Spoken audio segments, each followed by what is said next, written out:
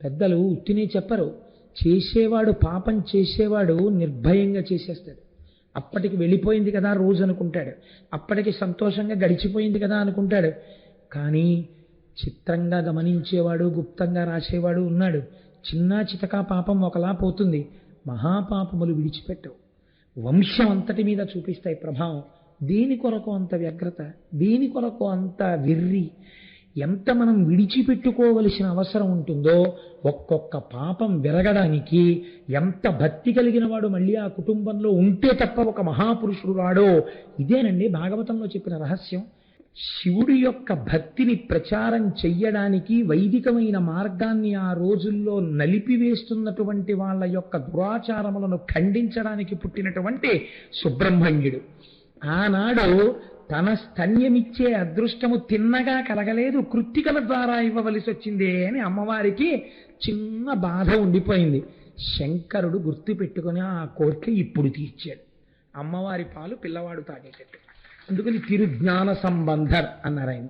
అమ్మవారి క్షీరమును గ్రోలి అపారమైన జ్ఞానమును పొందినవాడు కనుక శివుడికి మారుపేరే జ్ఞానం. కాబట్టి ఆయనకి తిరుజ్ఞాన సంబంధర్ అని పేరు. ఇటువంటి వారు ఒకానొక రోజున పక్క ఊర్లో ఉన్నటువంటి తిరుక్కోలక్క అనబడేటటువంటి క్షేత్రంలో ఉన్న శివాలయ నిర్వాహకులు జ్ఞాన సంబంధర్ని తీసుకుని తండ్రి గారిని రమ్మని ఆహ్వానం చేశారు. చిన్న పిల్లవాడు అంత దూరం రాగలడా? ఆలోచించి ఆలోచించి పిల్లాడిని ఎత్తుకుని తండ్రి గారు బయలుదేరారు. ఆ దేవాలయంలో రాజద్వారం దాటుతున్నారు లోపలికి. ఆలయం లోపలికి దాటుతూనే శివాలయానికి చాలా నియమం ఉంటుందండి. ఎందుచేతనంటే శివాలయం ఏమిటండి, శివాలయం కానివ్వండి, విష్ణువాలయం కానివ్వండి, భగవానుడి ఆలయం. దాంట్లోకి వెళ్ళేటప్పుడు కొన్ని మర్యాదలు ఉంటాయి. ప్రత్యేకించి మీకు శివాగమంలో ఒక మాట చెప్తే ఆశ్చర్యపోతారు. శివాలయం యొక్క రాజద్వారపు గడప చెప్పుతో దాటిన వాడెవడో వాడికి కొన్ని వేల జన్మలు కాళ్ళు నరికి తొడల వరకే కాళ్ళున్నవాడిగా పుట్టించమని శివాగమం. శివాలయ రాజద్వారాన్ని చెప్పుతో దాటకూడదు. ఆ మాటకొస్తే విష్ణువాలయం కానివ్వండి, ఇంకో ఆలయం కానివ్వండి, అమ్మవారి ఆలయం కండి, ఆలయంలోకి చెప్పులతో ప్రవేశించరాదు. కాబట్టి ఇప్పుడు ఆ పిల్లవాడిని తీసుకుని లోపలికి ఎడుతున్నారు ఆయన. రాజద్వారం దాటగానే ఆ పిల్లవాడు ఆ గోపురాల మీద ఉన్నటువంటి మూర్తులను చూస్తూ భగవంతుడి మీద స్తోత్రాలు చెప్తున్నాడు. ఆ స్తోత్రాలు చెప్తూ ఎంత పరవశించిపోయాడంటే చిన్ని చిన్ని చేతులు, ఇంకా 3 ఏళ్ళు, ఆ చేతులతో తాళం వేస్తూ పాట పాడుతున్నాడు. పాట పాడుతుంటే ఆ చిన్ని చిన్ని చేతులు ఎరుపెక్కిపోయి చూడలేకపోయారట పార్వతీ పరమేశ్వరుడు. పైనుంచి ఆయనకి బంగారు చిడతలు, అంటే తాళం వేస్తారే అవి బంగారు తాళాలు ఆకాశంలోంచి పడ్డాయి. నాన్న నువ్వు చేతులు 2 ఇలా అనకు, ఎర్రబడిపోతున్నాయి, మేము చూడలేకపోతున్నాం, ఈ 2 తాళాలు వాయించు అని జ్ఞాన సంబంధరికి పైనుంచి పడ్డాయి తాళాలు. ఇవన్నీ మీరు కల్పితం అనుకుంటున్నారేమో, యథార్థం అండి ఇవన్నీ. ఆయన తాళం వేస్తూ ఆ పిల్లవాడు పాట పాడుతూ శివాలయ ప్రవేశం చేశాడు. ఆశ్చర్యం ఏమిటంటే ఒకానొక సమయంలో నిలువు ఇల్లనబడేటటువంటి క్షేత్రానికి మంచి ఎండాకాలంలో అప్పటికి నడకొచ్చింది జ్ఞాన సంబంధరికి. తండ్రి గారితో కలిసి నడిచి వెడుతున్నారు. వెడుతుంటే ఆ ఆలయం యొక్క పాలక మండలి వారు సమావేశం పెట్టుకున్నారు. రేపు తిరుజ్ఞాన సంబంధరు వస్తున్నారు, అంతటి మహాపురుషుడు వస్తున్నప్పుడు మనం ఎదురెళ్ళి వారికి స్వాగతం చెప్పాలి. కాబట్టి మనం స్వాగతం చెప్పడానికి ఏ ఏ ఏర్పాట్లు చేద్దామని చెప్పి వాళ్ళ ఆలోచన చేసి ఆలయంలోనే పడుకుని నిద్రపోయారు. పూర్వం ఆలయం నిర్మాణం చేస్తే ఒక నియమం ఉండేది. పెద్ద పెద్ద అరుగులు కొన్ని ఉండేవి. దీని కొరకు ఆ అరుగులంటే సంధ్యావందనం చేసుకునేటటువంటి అధికారం ఉన్నవారు ఒకవేళ ఏ కారణం చేతనైనా అంత పెద్ద దేవాలయ సందర్శనం చెయ్యడంలో సంధ్యావందనం చేసుకునేటటువంటి సమయం వేళ దాటిపోతోందని బెంగ పెట్టుకోకుండా ఆలయం అరుగుల మీదే కూర్చుని ఆ కోనేటిలో నీటిని తీసుకుని సంధ్యావందనం చేసుకుని వెళ్ళేవారు. అందుకని పెద్ద పెద్ద అరుగులు కూడా నిర్మాణం చేసేవారు. వీరందరూ నిర్ణయం చేసుకుని ఆలయంలోనే విశ్రాంతి తీసుకుంటున్నారు. తీసుకుంటున్న సమయంలో అందరికీ ఏకకాలమునందు ఒకటే కల వచ్చింది. ఏమా కళ? మన అన్నవర క్షేత్రం కూడా అలా కళ వచ్చి అన్నవర క్షేత్రం వచ్చిందండి. కాబట్టి ఆ కళలో శంకరుడు కనపడన్నాడు, నా బిడ్డడు వస్తున్నాడు, అపారమైనటువంటి భక్తి కలిగినటువంటి వాడు.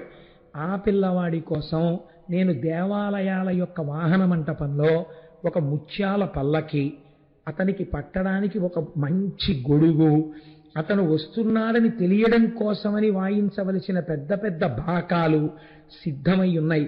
వాటిని తీసుకువెళ్ళి జ్ఞానసంబంధర్కి స్వాగతం చెప్పండి. ఇక నుంచి ఆయన నా పల్లకీలో కూర్చోపెట్టి వహించండి. ఆయనని అలా మోసిన వాళ్ళు ధన్యులవుతారు అని కలలో చెప్పాడు. ఇంత మన గుళ్ళో ముత్యాల పల్లకి, ఓ పెద్ద ఛత్రం, ఇవన్నీ ఎక్కడున్నాయి? ఇవేం లేవే మన వాహన మంటపంలో అనుకుని అందరూ లేచి, అందరికీ ఇదే కల వచ్చింది. అందరూ లేచి వాహన మంటపంలోకి వెళ్ళి తలుపులు తీసి చూశారు. సిద్ధంగా పెట్టబడి ఉన్నాయి. వెంటనే అయ్య బాబోయ్, వస్తున్నవాడు ఎంతటి మహాపురుషుడో అని ఎదురేగి పల్లకి ఎక్కించి ఛత్రం పట్టి బాకాలు ఊదుతూ ఆలయానికి తీసుకొచ్చారు.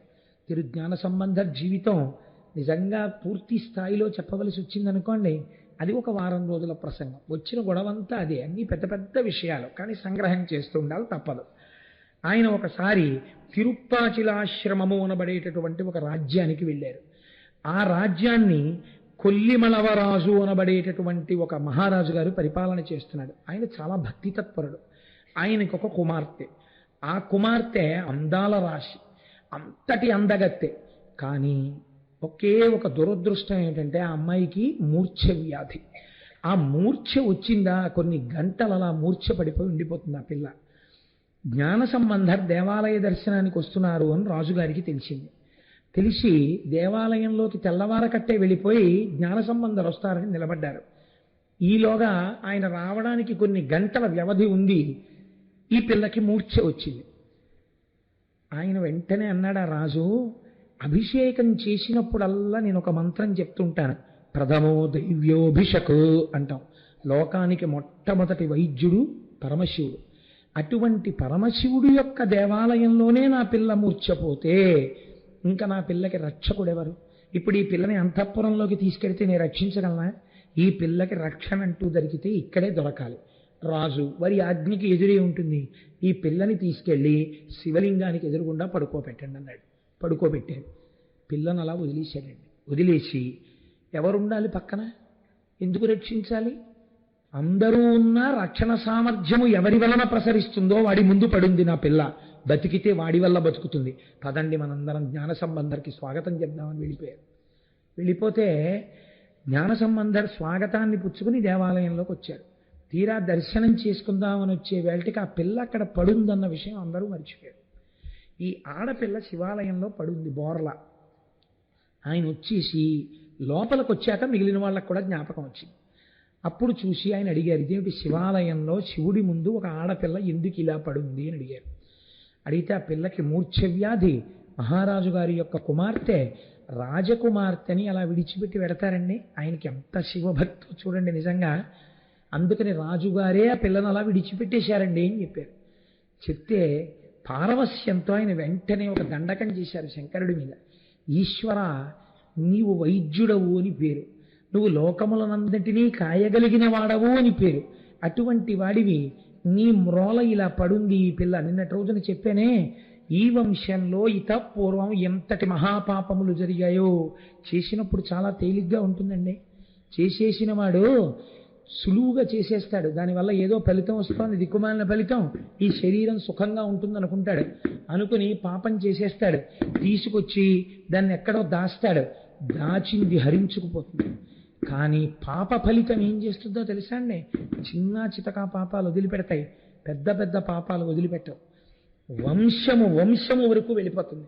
ఇది అందరూ చెప్పలేరు కూడా. మీకు నేను ఒక శాస్త్ర రహస్యం చెప్పేస్తున్నాను ఇవాళ వేదిక మీద. కొంతమంది ఇది నేను వేదిక మీద చెప్పేస్తున్నాను, భయం లేదు. పరమాచార్య చెప్తుండేవారు ఈ మాట, ప్రాజ్ఞులైన వారు గ్రహించగలరు. ఎక్కడొచ్చింది ఈ తేడా, వంశంలో ఎక్కడ జరిగింది ఈ పాపం కనిపెట్టగలరు. కానీ ఇప్పుడున్నవాడికి దాన్ని తీసుకోగలిగిన శక్తి ఉంటుంది, ఉండకపోతుంది. కాబట్టి ఏమవుతుంది? అలా పడుంటారండి. నేను కొన్ని ఇళ్ళు చూశాను మహాప్రభో. ఆ ఇళ్ళు పెద్ద పెద్ద ఇళ్ళు, గుండె బావురు మంది వెళితే. నేను ఒకసారి ఒక ఇంటికి వెళ్ళాను. 3 ఆడపిల్లలు, పెళ్ళవలేదు. 3 బహుశీలవంతులు, ఎన్నడూ వీధిలోకి వెళ్ళిన వాళ్ళు కారు. 3 పోస్ట్ గ్రాడ్యుయేట్లు, 3 స్ఫురద్రూపులు. ముగ్గురి మీద ఉన్నటువంటి ఒకే ఒక అక్కగారికి పెళ్ళయింది. పెళ్ళైనటువంటి 3 నెలల్లో హార్ట్ అటాక్ వచ్చి భర్త గారు వెళ్ళిపోయారు. ఆవిడ విధవ అయి ఇంట్లో ఉంది. ఇది చాలదన్నట్టు అన్నగారు వీళ్ళ కోసమని వివాహం చేసుకోలేదు. ఆయన అలాగే ఉండిపోయాడు. ఇల్లంతా బూజులు, నిర్లిప్తతతో కూడినటువంటి జీవనం. నేను వారిని అడిగితే వారు చెప్పారు, మా ఇంట్లో 4 తరాలుగా వివాహం అవ్వగానే భర్త పోయినటువంటి ఒక విధవ, పెళ్లి కాని మిగిలిన వాళ్ళతో 4 తరాలుగా ఈ ఇల్లు ఇలాగే ఉంది అని చెప్పారు. పెద్దలు ఎందుకు చెప్తారండి? పెద్దలు ఉత్తినే చెప్పరు. చేసేవాడు, పాపం చేసేవాడు నిర్భయంగా చేసేస్తాడు. అప్పటికి వెళ్ళిపోయింది కదా రోజు అనుకుంటాడు, అప్పటికి సంతోషంగా గడిచిపోయింది కదా అనుకుంటాడు. కానీ చిత్రంగా గమనించేవాడు, గుప్తంగా రాసేవాడు ఉన్నాడు. చిన్న చితకా పాపం ఒకలా పోతుంది, మహాపాపములు విడిచిపెట్టవు. వంశం అంతటి మీద చూపిస్తాయి ప్రభావం. దేని కొరకు అంత వ్యగ్రత, దేని కొరకు అంత వెర్రి? ఎంత మనం విడిచిపెట్టుకోవలసిన అవసరం ఉంటుందో, ఒక్కొక్క పాపం విరగడానికి ఎంత భక్తి కలిగిన వాడు మళ్ళీ ఆ కుటుంబంలో ఉంటే తప్ప ఒక మహాపురుషుడు రాడో. ఇదేనండి భాగవతంలో చెప్పిన రహస్యం. ఊరకరారు మహాత్ములు వా రథముల ఇండ్ల కడకు వచ్చుటలెల్లం కారణము మంగళములకు మీరుచ్చుట శుభము మాకు నిజము మహాత్మా అంటాడు. మీరు చూడండి, మహాపురుషుడైనటువంటి వాడు అంటే అర్థం ఏమిటంటే భక్తి యందు చిత్తము మునకలు వేసేవాడు. ఆయన మనస్సు ఎలా ఉంటుంది? నిష్కారణపు మాటలు మాట్లాడడానికి ఇష్టం ఉండదు మనస్సులో. ఓ 10 నిమిషాలు మాట్లాడతాడు, 15 నిమిషాలు మాట్లాడతాడు, 20 నిమిషాలు మాట్లాడతాడు. మీకు నేను సత్యం చెప్పేస్తాను, 21వ నిమిషంలో ఆయన ఏం చేస్తాడో తెలుసా అండి? మనస్సులోనే భగవంతుడికి నమస్కారం చేస్తాడు. ఈశ్వరా, వీళ్ళు వెళ్ళిపోయేటట్టుగా అనుగ్రహించు. ఏమిటి కారణం? ఎందుకు నాకు ఈ లొల్లి? హాయిగా కాసేపు నేను ఏదైనా నీ గురించి చదువుకుంటాను, నీ గురించి 4 స్తోత్రాలు చదువుకుంటాను, నీ గురించి భజన చేసుకుంటాను, నీ గురించి ధ్యానం చేసుకుంటాను. నాకు ఎందుకు ఈ లొల్లి మాటలు? నాకు వీటి మీద పెద్ద ఆసక్తి లేదు. ఈశ్వర, నాకు ప్రతిబంధకంగా వచ్చింది ఏనాటి పాపమో, అందుకని తొందరగా వెళ్ళిపోయేటట్టు చూడు అంటాడు. అందుకే మహాభక్తులైన వారి ఇంటికి వెళ్ళేటప్పుడు కొన్ని వేళలలో పెడతారు, కొంతసేపే ఉంటుంటారు. కారణం అది. కాబట్టి నేను ఈ విషయం ఎందుకు చెప్పానంటే, మీరు ఏ కోటేశ్వరరావు లాంటి వాడి విషయంలోనూ ఇలాంటివి పాటించక్కర్లేదు. నేనే అలాంటి మహాభక్తుడి స్థాయి వాడిని కాను. అంటే నాకు ఎందుకు భయం అంటే, పరోక్షంగా ఈయన గురించి చెప్పుకుంటున్నాడు అనుకుంటున్నారేమో. నేను అలా చెప్పట్లేదు. అలా పోల్చుకోవడం కూడా ఒక దోషం. అలా పోల్చుకోకూడదు. ఊరకరారు మహాత్ములు వా రథముల ఇండ్ల కడకు వచ్చుటలెల్లను. మహాత్ముడైన వాడు మీ ఇంటికి వచ్చాడనుకోండి, ఎందుకు వస్తారండి ఆయన? తనింట్లోనే అనవసరంగా కూర్చొని వాడు అనవసరంగా ఇంకోటి ఇంటికి ఎడతాడా? ఆయన అలా వెళ్ళాడు అంటే, వెడుతున్నాడు అంటే ఏదో ఉంది, ఈశ్వర సంబంధమైనటువంటి ఆజ్ఞ. ఆయన వచ్చాడు, ఏమవుతుంది? కారణము మంగళములకు. ఎప్పటి నుంచో ఉన్నటువంటి ఏదో ఉపద్రవాన్ని తీసేయడమో, ఏదో శుభకార్యం ఇంట్లో జరపడానికి ఆయన ఇంటికి వచ్చే గ్లాసుడు మంచినీళ్లు తాగడమో హేతు అవుతుంది. అందుకే పూర్వం ఏం చేసేవారో తెలుసా అండి? ఇంటి బయట అరుగులు కట్టేవారు. అరుగులన్నిటిలోను ఏ అరుగు మీలో పండితులు కూర్చుండు మా అరుగు మీలో అని 3వ క్లాసులో పద్యాలు ఉండేవి మాకు. ఏమిటి పద్యాలంటే చక్కగా మాస్టర్ చెప్తుండేవారు. ఒరే, ఎందుకు కడతారో తెలుసా అరుగులు? పాదయాత్రలో వెళ్ళిపోతుంటారు కొంతమంది, లేకపోతే వాహనాలు ఎక్కకుండా వెళ్ళిపోతుంటారు. చంద్రశేఖర పరమాచార్య స్వామి వంటి మహాపురుషులు వెళ్ళిపోతూ బడలిక తీర్చుకోవడానికి కాసేపు అరుగుకి కూర్చుంటారు. మొన్న మేము దక్షారామం పాదయాత్ర చేసాం 28 కిలోమీటర్లు. అప్పుడు కొన్ని ఇళ్ళ అరుగులెక్కి కూర్చున్నాం. కూర్చోగానే దక్షారామం పాదయాత్ర వెళ్తున్నారని తెలిసి గబగబా వాళ్ళు పట్టుబట్టలు కట్టేసుకుని బకెట్లతో నీళ్లు పట్టుకుని వచ్చారు. వచ్చి, అయ్యా నీళ్లు తాగుతారా అని అందరికీ నీళ్లు పోసి వెళ్ళారు. వాళ్ళు ఎంత ధన్యులైపోయారండి. పాదయాత్రలో వెళ్ళిపోతున్న భక్తుల యొక్క దాహార్తిని తీర్చడానికి ఏది కారణమైంది? ఆకర్షించి కూర్చోపెట్టింది అరుగు. నువ్వుండడానికే ఇల్లు కాదు, వెళ్ళిపోతున్న బాటసారులు కూర్చోడానికి అరుగు కట్టాలి ఇంటికి.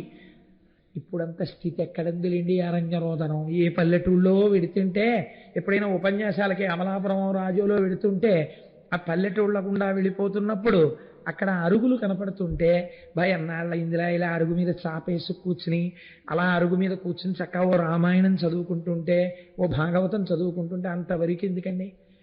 నూతి నీళ్లు తోడుకుని స్నానం చెయ్యడం అనేటటువంటిది నాకు ఎంతో ఇష్టమైన విషయం. నూతి నీళ్లు స్నానం చేసి తోడుకుని ఎన్ని సంవత్సరాలైందో. నేను ఏలూరులో పుట్టి పెరిగినప్పుడు మా అమ్మగారు ప్రతిరోజు పొద్దున్నే పాలు త్రాగడానికి వెళ్ళగానే ఒరేయ్ ముందు నూతి దగ్గరికి వెళ్ళి స్నానం చేసి దేవుడు మందిరం దగ్గర కూర్చుని పైకి వినపడేటట్టుగా పద్యాలు చదివి వస్తే పాలిస్తాననేది ఆవిడ. అంటే దేని మీద భక్తి? పాలు తాగేయాలని గబగబా నూతి దగ్గరికి వెళ్ళి తోడు పోసేసుకుని ఆవిడ ఒక గంట చూస్తూనే ఉండేది. ఒరే వీపు రుద్దుకోలేదు, నేను చూస్తున్నాను రుద్దు అనేది. మళ్ళీ రుద్దుకుని గబగబా వచ్చి పూజ గదిలోకి వచ్చిన అమ్మకి వినపడాలి ముందు, గబగబా చదవకూడదు. గబగబా 4 పద్యాలు చదివేస్తే అప్పుడు వస్తే ఆవిడ పాలిచ్చేది. మహాతల్లి ఆ రోజు పెట్టిన భిక్ష ఇవాళ కనీసం 4 పద్యాలు చదువుకోగలుగుతాం. కాబట్టి చూడండి, ఒక అరువు రక్షించేస్తుందండి. ఒక మహాత్ముడు రావడానికి అది కారకం అవుతుంది. కాబట్టి ఇప్పుడు జ్ఞాన సంబంధ రావడం రాజుని ఉద్ధరించేసింది. శంకరుడు రావాలా? తత్తుల్యమైన వాడు వచ్చేసాడు. ఆయన నమ్మకం ఆ పిల్లని పడుకోబెట్టాడు, అక్కడ వచ్చేసాడంతే. ఈ పిల్లకి మూర్ఛ వ్యాధ అన్నాడు. శంకరుని ఉద్దేశించి ఓ దండకం చదివాడు అంతే. ఆ పిల్ల మూర్ఛలోంచి లేచింది, లేచి నమస్కరించింది.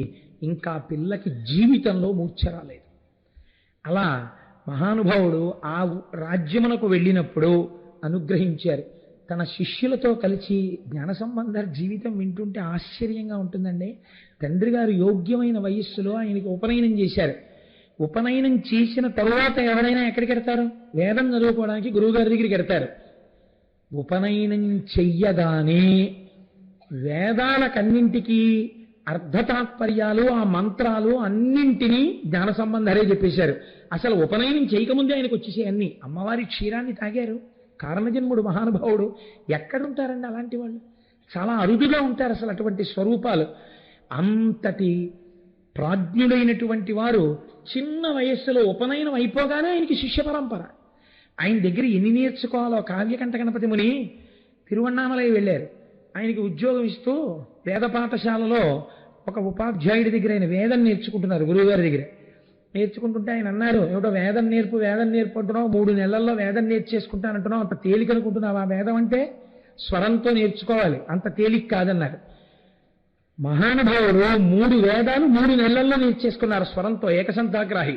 గురువుగారు అలా పన్నాలన్నీ చెప్పేస్తే ఓ గంట సేపు పన్నమంతా చెప్పేసిన తర్వాత అలా వినేవారంతే కళ్ళు మూసుకుని, అంతే. మళ్ళీ స్వరంతో ఆ పన్నం అంతా ఓ గంట ఈయన చెప్పేసి లేచి వెళ్ళిపోయేవారు. 3 నెలలు అయిపోయిన తర్వాత ఇంకో నెల అయింది. కావ్యకంఠ గణపతి ముని అరుగు మీద కూర్చుని 3 వేదాలకి భాష్యాలు చెప్పారు. చెప్తుంటే వాటి యొక్క అర్ధతాత్పర్యాలు చెప్తుంటే ఏ గురువు గారు వేదం చెప్పారో ఆయన అర్థాలు నేర్చుకోవడానికి, తాత్పర్యం నేర్చుకోవడానికి శిష్యుడిగా కూర్చున్నారు. మహాపురుషులు పుట్టిన గడ్డండే ఈ భూమి. కనుక ఆయన శిష్యులతో కలిసి వెళ్ళిపోతున్నారు. వెళుతుంటే కురుంజి, ములై అన్న ప్రాంతాలు దాటుతున్నారు. విశేషమైనటువంటి చలిజ్వరాలు. ఎన్ని దోమకాట్లో మహాపురుషులకి దేని గురించి లెక్క ఉంటుందండి. విశాఖపట్నంలో ఎక్కిరాల కృష్ణమాచార్యులు గారిని, వారి శిష్యుడు రామాచార్య గారు ఇక్కడే ఉన్నారు సభలో. ఆ కృష్ణమాచార్యులు గారు దోమలు కరుస్తాయి, మలేరియా వ్యాధులు వస్తాయని తెలిసి కూడా రోగులకు వైద్యం చేయడానికి అక్కడికి వెళ్ళి అదే అనారోగ్యంతో కారణజన్ములు కనుక వారి శరీరం గురించి పట్టించుకోకుండా శరీరం వదిలిపెట్టారు. అలా ఈయన వెడుతున్నప్పుడు ఇంతంత దోమలు కరిచేస్తుంటే శిష్యులందరూ బాధపడ్డారు. అయ్యయ్యో ఇక్కడ చలి జ్వరాలు ఉండలేకపోతున్నామని. అప్పుడైనా శంకరుడి మీద నీలకంఠతత్వంతో దండకాలు చేశారు. మహానుభావా, నీవు ఒకనాడు లోకము కోసమని హాలాహలాన్ని భక్షించావు. ఇవాళ ఈ చలి లేకుండా, ఈ దోమలు లేకుండా, ఈ శీతల జ్వరాలు రాకుండా మమ్మల్ని కాపాడలేవా అని దండకం చేస్తే వారు ఆ ప్రాంతాలు విడిచిపెట్టి వెళ్ళిపోయేంత వరకు దోమ కాని, అంటురోగాలు కాని, మలేరియా కాని ఆగిపోయి చలి తగ్గిపోయింది. వారు ఆ ప్రాంతం దాటిపోయారు. మళ్ళీ చలి ప్రారంభమైంది. ఒక్కొక్క మహానుభావుడు అడుగు వేస్తే ప్రకృతి కూడా అలా మారిపోతుంది. అటువంటి వారు అన్నిటికన్నా ఆశ్చర్యం ఏమిటో తెలుసా అండి? వేదారణ్యము అనబడేటటువంటి చోట వేదారణ్య స్వామి అని చెప్పి భగవానుడి యొక్క దేవాలయం. నేను దీనిని గురించి 2-3 గ్రంథాల్లో 2-3 రకాలుగా చదవడం జరిగింది. అక్కడ వేదం స్వరం తప్పి చెప్తూ ఉండడం వల్ల ఏ ద్వారంలోంచి శివాలయంలోకి వెళ్ళాలో ఆ శివాలయ ద్వారాలు మూతపడిపోయాయి. వేదం రోజు స్వరం తప్పుతుంటే భగవంతుడు అంగీకరించలేదు, తలుపులు మూసుకుపోయి. శివాలయంలోకి వెళ్ళడం కోసమని పక్క నుంచి తలుపు ఏర్పాటు చేసుకుని లోపలికి వెళ్ళేవారు. ఆ తర్వాత ఎంతమంది వచ్చినా తలుపులు తెరుచుకోలేదు. వాగీశుడు అని పేరు. మహానుభావుడు నాయనార్లలో చాలా గొప్పవాడు. వైష్ణవ సాంప్రదాయంలో ఆళ్వార్లలో మనం ఆండాళ్ తల్లి యొక్క తండ్రి గారిని ఎలాగా పెద్దలుగా గౌరవించి పూజిస్తామో అలా అప్పర్ వయస్సులో కూడా చాలా పెద్దవారు. వాగీశుడు, తిరునావక్కరసు అని ఆయనకి పేర్లు. ఆ అప్పర్ జ్ఞాన సంబంధ చాలా చిన్నవారు. ఇద్దరూ కలిసి వెడుతుండేవారు. వారిద్దరూ కలిసి వేదారణ్య స్వామి దగ్గరికి వెళ్ళారు. వెడితే ఈ దేవాలయం యొక్క సింహద్వారం ఎందుకు మూసుకుపోయింది అని అడిగారు జ్ఞాన సంబంధం. ఒకానొక సమయంలో ఒకానొక కారణం వల్ల ఇలా తలుపులు మూసుకున్నాయి, ఆ తర్వాత ఇవి తెరవబడలేదు అన్నారు. అంటే ఆయన అక్కడే ఉన్నటువంటి వాగీశుడైన అప్పర్ని పిలిచి మీరు పరమేశ్వరుడి మీద ఒక పత్రికాన్ని పాడండి అన్నారు. అంటే ఆయన వెంటనే ఒక దండకం చేశారు. చేస్తే ఆ తలుపులు తెరుచుకున్నాయి. మళ్ళీ ఆ తలుపులు మూసుకోవాలి, ఎప్పుడు కావాలంటే అప్పుడు తెరుచుకోవాలి. అలా తెరుచుకునేటట్టుగా అనుగ్రహించమని జ్ఞాన సంబంధం మళ్ళీ కొన్ని దండకాలు చేశారు. ఇప్పటికీ వేదారణ్య స్వామి వారి యొక్క సింహద్వారం దగ్గర తలుపులు జ్ఞాన సంబంధం అప్పర్ వల్లే తెరుచుకోవడం మూసుకోవడం జరుగుతున్నాయి. అంతటి మహానుభావుడు. అయితే ఒక చిత్రం ఉందండోయ్. జ్ఞాన సంబంధరును అప్పరు కలిసి ఒకానొక దేవాలయాన్ని పునర్నిర్మాణం చేద్దామని అనుకున్నారు.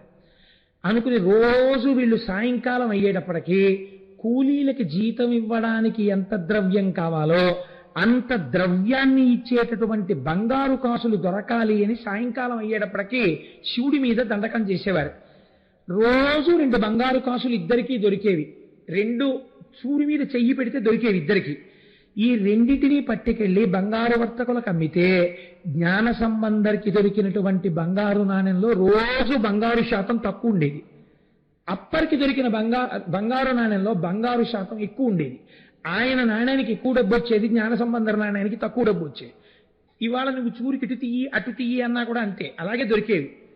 ఒకానొక నాడు జ్ఞాన సంబంధరికి బాధ కలిగింది. ఎందుకు ఇలా నాకు తక్కువ బంగారం ఉన్న నాణ్యాలు వస్తాయని శంకరుడిని అడిగారు. అడిగితే శంకరుడు చెప్పాడు ఆయనకి, నీవు కేవలముగా దండకం చేస్తావు, నువ్వు కేవలముగా భగవంతుని యొక్క ప్రార్థన చేస్తావు. అప్పర్ అలా కాదు. ఎక్కడికైనా దేవాలయానికి వస్తే ఆయన లేచి ఆ దేవాలయాన్నంతటినీ తుడిచేస్తారు, లేకపోతే ఆ దేవాలయాన్ని కడిగేస్తారు, లేకపోతే కలుపు మొక్కలు ఉంటే తీసేస్తారు. ఏదో ఒక శారీరకమైన సేవ కూడా దేవాలయంలో చేస్తారు. అందుకని ఆయన కాయిక వాచిక మానసిక కైంకర్యం చేస్తాడు.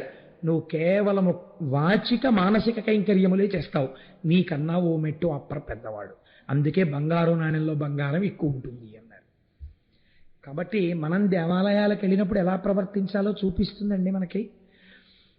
ఒకానొక సమయంలో వీరు మధుర వెళ్ళారు. మధుర ఎంత గొప్ప క్షేత్రమో మీకు తెలుసు కదండి. మధురై అక్కడ మహానుభావుడు సుందరేశ్వర స్వామి వారు, ఆ తల్లి మీనాక్షి అమ్మవారు వెలిసి ఉన్నారు. చిత్రం ఏమిటంటే అటువంటి దేవాలయం ఇంచుమించు మూతపడిపోయింది ఆ రోజుల్లో. ఎందుకు మూతపడిపోయింది అంటే మహారాజు జైనుడైపోయాడు, ప్రజలందరూ జైనులైపోయారు. ఒక్క రాజుగారి భార్య అయినటువంటి మంగయక్కరసి మంత్రి కులచ్చిరయార్ అనబడేటటువంటి వీరిద్దరే శైవులుగా ఉన్నారు. అందరూ జైన మతంలోకి వెళ్ళిపోయారు. కాబట్టి ఆరాధించేవారు లేరు. అటువంటి సమయంలో పక్క రాజ్యంలోనే తిరు జ్ఞాన సంబంధాలు విడిది చేసి ఉన్నారని తెలుసుకున్నటువంటి రాణి ఒక వేగు ద్వారా కబురు చేసింది వారి రాజ్యానికి రమ్మని. ఇక్కడ మీరు గుర్తుపెట్టుకోవలసిన ఒక ప్రత్యేకమైన విషయం జరిగిందండి. ఇది బాగా జీవితంలో గుర్తుపెట్టుకోండి. అప్పుడు జ్ఞాన సంబంధం మధుర వెడతానన్నారు. వెడితే అప్పర్ అన్నారు, మీరు వెళ్ళకండి, మీ గ్రహస్థితి బాగులేదు అన్నారు. అంటే జ్ఞాన సంబంధం అన్నారు, మీరు నాతో రావక్కర్లేదు, మీరు ఇక్కడే ఉండండి, నేను ఒక్కడనే వెడతాను, నా గ్రహస్థితి బాగులేదన్నారు కదా. జ్యోతిష్యమునందు గ్రహముల యొక్క స్థితిని చూసి కదా మీరు చెప్పారు నాకు కష్టాలు వస్తాయని. నేను ఒక్కడని, అసలు శైవము లేని చోటికి, ఇవాళ వేదము పోషింపబడని చోటికి, సనాతన ధర్మమునందు ఆదరణ లేని చోటికి, నాస్తికము విజృంభించి ఉన్న చోటికి, ఇలాంటి వాణ్ణి చూడగానే మట్టు పెట్టే చోటికి ఒక్కడనే వెడతాను. జాతకం ఏం చెప్తోంది? గ్రహాలు నాకు ప్రమాదం రాబోతోందని చెప్తున్నాయి, నాకు ఇబ్బందులు కలగబోతున్నాయని చెప్తున్నాయి. జాతకంలో ఉన్న గ్రహాలు కూడా పరమశివ భక్తుడైన వాణ్ణి గ్రహములు ఏమీ చేయలేవో ఆ గ్రహములు కవచముగా కాళహస్తీశ్వరుడుకున్నాయి. ఆయన మాట ఇవి వినాలి తప్ప ఇవి ఇచ్చేసే ఫలితాలను ఇవి ఇచ్చేస్తే శంకరుడు చూస్తూ ఊరుకోడు. లోకమునకు నేను నిరూపించాలనుకుంటున్నాను. కాబట్టి పరమశివ భక్తుడి యొక్క జీవితాన్ని జ్యోతిష్య శాస్త్రము ద్వారా కేవలము జాతకము చూసి చెప్పలేరు, కుదరదని. అక్కడ విఫలురైపోతారంటే జ్యోతిష్యము భగవత్తత్వమునందు నిలబడలేదు. ఎవరి యందో పరమభక్తులైన వారి జాతకం చెప్తానంటే ఎంత పాండిత్యం ఉన్నా చెప్పలేరు. ఎందుకంటే గ్రహస్థితులు మారిపోతాయి. వారు గ్రహాన్ని కవచంగా కట్టుకున్న వాడి కింకరుడై ఉన్నాడు. ఇదేం చేస్తా, ఈ జ్యోతిష్యం ఏం చేస్తుంది అంటే నేను జ్యోతిష్యాన్ని చిన్నబుచ్చట్లేదు. మహాభక్తుల విషయంలో జ్యోతిష్యం విఫలమైపోతుంది. నేను ఒక 5-6 సంవత్సరాల క్రితం ఒక కేసు చూశాను ఇలాంటిది, కానీ వేదిక మీద చెప్పకూడదు కనుక. ఈ స్థితిలో మహానుభావుడు బయలుదేరి ఒక్కడే వెళ్ళాడు మధుర. వెడితే రాణిగారు దేవాలయంలో ఎవ్వరికీ తెలియకుండా, రాజాజ్ఞని రాణియే అతిక్రమిస్తే ఎవ్వరికీ తెలియకుండా ముసుగు వేసుకుని వచ్చి నిలబడింది. మంత్రి గారు మాత్రం స్వాగతం చెప్పాడు. ఆయన శివార్చన చేసి వారు ఏర్పాటు చేసిన విడిదికి వెళ్ళి రాత్రి పడుకున్నారు శిష్యులతో. పడుకుంటే ఈయన రేపు లేచి ఏమైనా మాట్లాడతాడేమో, అసలు మాట్లాడకుండానే మట్టు పెట్టేద్దామని ఆయన విడిదిని కాల్చేశారు. అగ్నిహోత్రం అంటుకుపోయింది. శిష్యులందరూ హాహాకారాలు చేస్తున్నారు, బయటికి వెళ్ళే మార్గం లేదు. లేకపోతే చుట్టూ అగ్నిహోత్రం అంటుకుంటే అప్పర్ మాటలు జ్ఞాపకానికి వచ్చాయి జ్ఞాన సంబంధరికి. ఆయన లేచి పక్క మీద కూర్చుని శంకరుణ్ణి స్తోత్రం చేశారు. ఈశ్వర, నువ్వు నవగ్రహ కవచం కట్టుకున్నావని నేను నమ్మాను. ఒక మహాభక్తుడైన వాడు రాజ్యంలోకి వచ్చినప్పుడు గౌరవ మర్యాదలు చూడడం రాజు యొక్క విధి. తాను రాకపోగా తన అనుమాయులు ఇంతటి తప్పు పని చేస్తుంటే రాజు ఊరుకున్నాడు. రాజుకి తెలిసి జరిగింది. కనుక ఈ వేడి అంతా ఏది ఉన్నదో ఈ వేడి రాజు శరీరమునందు ప్రవేశించుగాక అని సంకల్పం చేశారు. అగ్నిహోత్రం చల్లబడిపోయింది.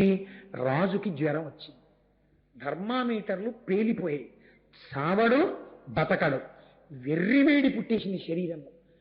కళ్ళు అగ్నిహోత్రాన్ని కురిసేస్తున్నాయి. ఎంత చిత్రం జరిగిందో తెలుసా అండి? సృష్టిలోనే ఆశ్చర్యం. ఒక ఉపాధి అంత వేడితో నిలబడదు. రాజు పడుకుని ఉండగా వైద్యులు ఆ గదిలోకి వెళ్దామని ప్రయత్నిస్తే వాళ్ళ ఒళ్ళు బొబ్బలెత్తి. అంటే ఎంత వేడి రాజు శరీరంలో ఉందో చూడండి. కాలిపోయిందా శరీరం? కాలిపోలేదు, బూది కాలేదు. ఆయన నమ్మిన మతస్థులు నెమలీకలు విసినికర్రలు పట్టుకుని లోపలికెళ్ళి విసరబోయారు. దగ్ధమైపోయి విసినికర్రలు. అప్పుడు భార్య వేడుకుంది, ఒక్కసారి జ్ఞాన సంబంధరికి నమస్కారం చేయండి, తీసుకొస్తానని. ఆయన్ని తీసుకొచ్చారు.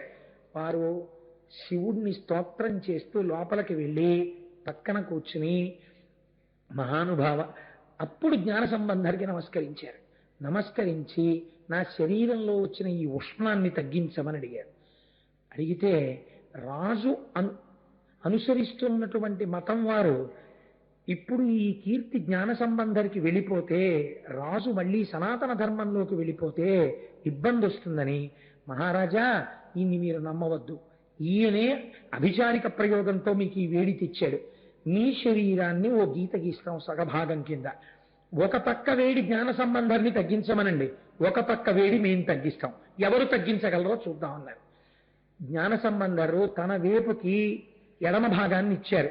జ్ఞాన సంబంధర్ చేతిలో విభూతి పట్టుకుని, ఈ విభూతియే ఈశ్వరా నీవు అని ఆ విభూతి మంత్రం మనం నిన్నటి రోజున మీకు పంచిపెట్టారే, శ్రీకరంచ పవిత్రంచ రోగశోక నివారకం అంటూ ఆ విభూతి పెట్టి ఒంటి మీద చల్లారు.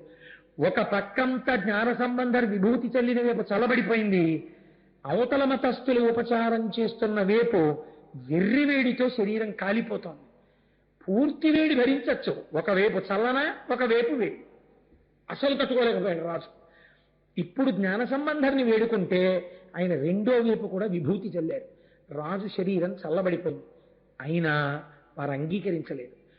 ఈయన చెప్పుతున్నటువంటి విషయాన్ని కాగితం మీద రాసి అగ్నిహోత్రంలో వెయ్యమనండి, మేము మా మత సిద్ధాంతాలను అగ్నిహోత్రంలో వేస్తాం, మా సిద్ధాంతములు కాలిపోతే మేము రాజ్యం వదిలేస్తాం, వాళ్ళ సిద్ధాంతం కాలిపోతే ఈయన వెళ్ళిపోవాలి వెనక్కి తిరిగి.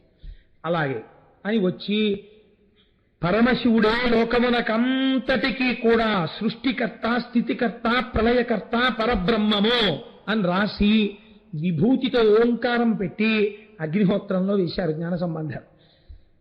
అన్యమతస్థులు కూడా వారి కాగితాన్ని వారి సిద్ధాంతాలతో వేశారు. ఉత్తరక్షణం అది బూడిదైపోయింది. ఈ కాగితం మాత్రం అగ్నిహోత్రం మీద పచ్చటి ఆకు కాలకుండా ఎలా ఉండిపోతుందో ఆకు అగ్ని మీద అలాగే ఉండిపోయింది. అప్పుడు రాజు పరవశించి జ్ఞాన సంబంధరి యొక్క పాదముల మీద పడ్డాడు. ఇది కూడా మేము అంగీకరించాం, జల పరీక్ష జరగాలన్నారు. వైఘై నదిలో మేము వేస్తాం, ఆయన్ని వేయమనండి అన్నారు. వైఘై నదిలో వేసినటువంటి వారి పత్రములు కొట్టుకుపోయాయి. ఒక్క జ్ఞాన సంబంధర్ వేసినటువంటి కాగితం మాత్రం తడి తగలకుండానే నిలబడి, ముట్టుకుంటే కాగితం పొడిగా ఉండి ప్రవాహ వేగానికి ఎదురు నిలబడి అలా ఉండిపోయి ఇది నిజము కనుక నువ్వు ఎవరి పాదములు చేరాలో అక్కడికి చేరు అన్నారు జ్ఞాన సంబంధర్. ఈ కాగితం వైఘై నదిలో కొట్టుకుంటూ వెళ్ళి సుందరేశ్వరుల వారి పాదముల దగ్గర నిలబడింది. అప్పుడు రాజు వారి పాదముల మీద పడి మళ్ళీ సనాతన ధర్మంలోకి వచ్చాడు. వచ్చిన తరువాత మళ్ళీ మధురలో పరమశివుడికి ఆ అర్చనలు, అమ్మవారికి కైంకర్యాలు ప్రారంభమయ్యాయి. కనుక మహానుభావుడు ఎన్ని చేశారో. ఇంత జ్ఞాన సంబంధ జీవితంలో ఆశ్చర్యం ఏమిటో తెలుసా అండి? ఆయన అరుణాచలం వెడుతున్నారు. ఒకసారి వెడుతున్నప్పుడు మంచి అట్టహాసంగా శిష్యులందరూ స్తోత్రాలు చేస్తున్నారు, పల్లకీలో ఎక్కించుకున్నారు, ఛత్రం పట్టారు, వెళ్ళిపోతున్నారు. ఈ వెళ్ళిపోతున్నటువంటి సమయంలో ఒక పెద్ద దొంగల గుంపు వచ్చి అన్నీ ఎత్తుకుపోయింది. శిష్యులతో సహా జ్ఞాన సంబంధం ఒక్కరి నిలబడిపోయారు. శిష్యులందరూ అన్నవో రామచంద్ర అని ఏడుస్తున్నారు. అప్పుడు ఆయనకి జ్ఞాపకం వచ్చింది, అరుణాచల ప్రవేశం చేసేటటువంటి వాడు పటాటోపము ఉండరాదు, అగ్నిక్షేత్రము పరమపావనము కనుక భక్తితో ప్రవేశించాలి. ఈశ్వర, నేను పల్లకీలో ఛత్రం పట్టించుకు బయలుదేరాను, అందుకే దొంగలు వచ్చి ఎత్తుకుపోయారు, నన్ను మన్నించు, నా శిష్యులకు అన్నం పెట్టించు అని ప్రార్థన చేశారు. ఆ ప్రార్థన చేస్తే ఎక్కడ నుంచో నలుగురు వచ్చి, అయ్యా ఇక్కడే పెళ్లి జరుగుతోంది, రండి భోజనం చేద్దురు కానీ తీసుకెళ్లి భోజనం పెట్టారు. భోజనం చేసి అలిసిపోయిన వీళ్ళు నిద్రపోయి లేచేసరికి అక్కడ పెళ్లివారు లేదు, ఆ డేరా లేదు, ఏమీ లేదు. ఇది ఈశ్వరానుగ్రహం అనుకుని అరుణాచలంలోకి వెళ్ళారు. కొంతమంది గబగబా పల్లకి ఛత్రం అన్నీ పట్టుకొచ్చి, అయ్యా దొంగలు ఎత్తుకుపోతుంటే మేము పట్టుకుని వాళ్ళని కొట్టి తీసుకున్నామండి, ఇవి మీవని తెలిసింది, తీసేసుకోండి అని ఇచ్చేశారు. ఇదంతా శివమాయ అని నాకు అరుణాచలం వెళ్ళేటప్పుడు ఎంత వినయంగా వెళ్ళాలో నేర్పాడు శంకరుడని మహానుభావుడను. ఆయన వాటినప్పుడు అనుభవించారు. చాలా ఆశ్చర్యకరమైనటువంటి సంఘటన ఒకటి జరిగింది.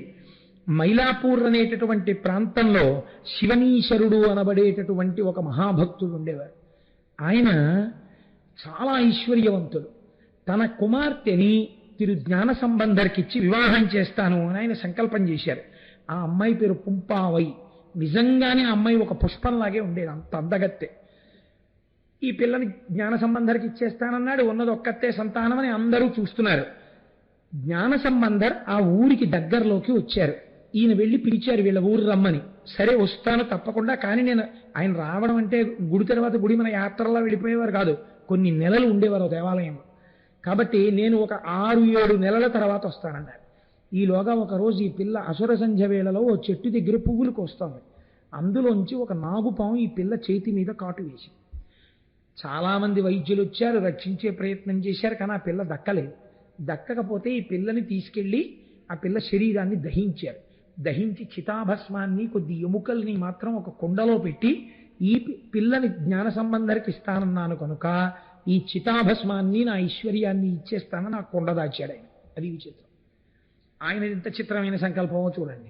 జ్ఞాన సంబంధరు వచ్చారు, నీకు పిల్లనిద్దాం అనుకున్నాను, నా పిల్ల మరణించింది, దాని యొక్క కేవలము బూది మాత్రమే ఉంది, నీకు ఇద్దాం అనుకుంటున్నానని పట్టుకెళ్ళి ఆ కుండ బహూకరించారు. ఆయన అన్నారు, ఆ కుండ తీసుకొచ్చి శివాలయంలో పెట్టండి అన్నారు. ఆ ఊరి శివాలయంలో పెట్టారు. శివలింగం ముందు ఆ చితాభస్మపు కుండ పెట్టి, ఈ సంఘటననే కొన్ని వేల మంది చూస్తుండగా జరిగింది. ఆయన ఆ పిల్లని మళ్ళీ బ్రతికించమని మార్కండేయుడికి ఆయుర్దాయం ఇచ్చిన ఓ శంకరా, నీవు ఆ పిల్లకి ఆయుర్దాయం ఇయ్యగలవు అని దండకం చేశారు. చేస్తే చిత్రం ఏమిటో తెలుసా అండి?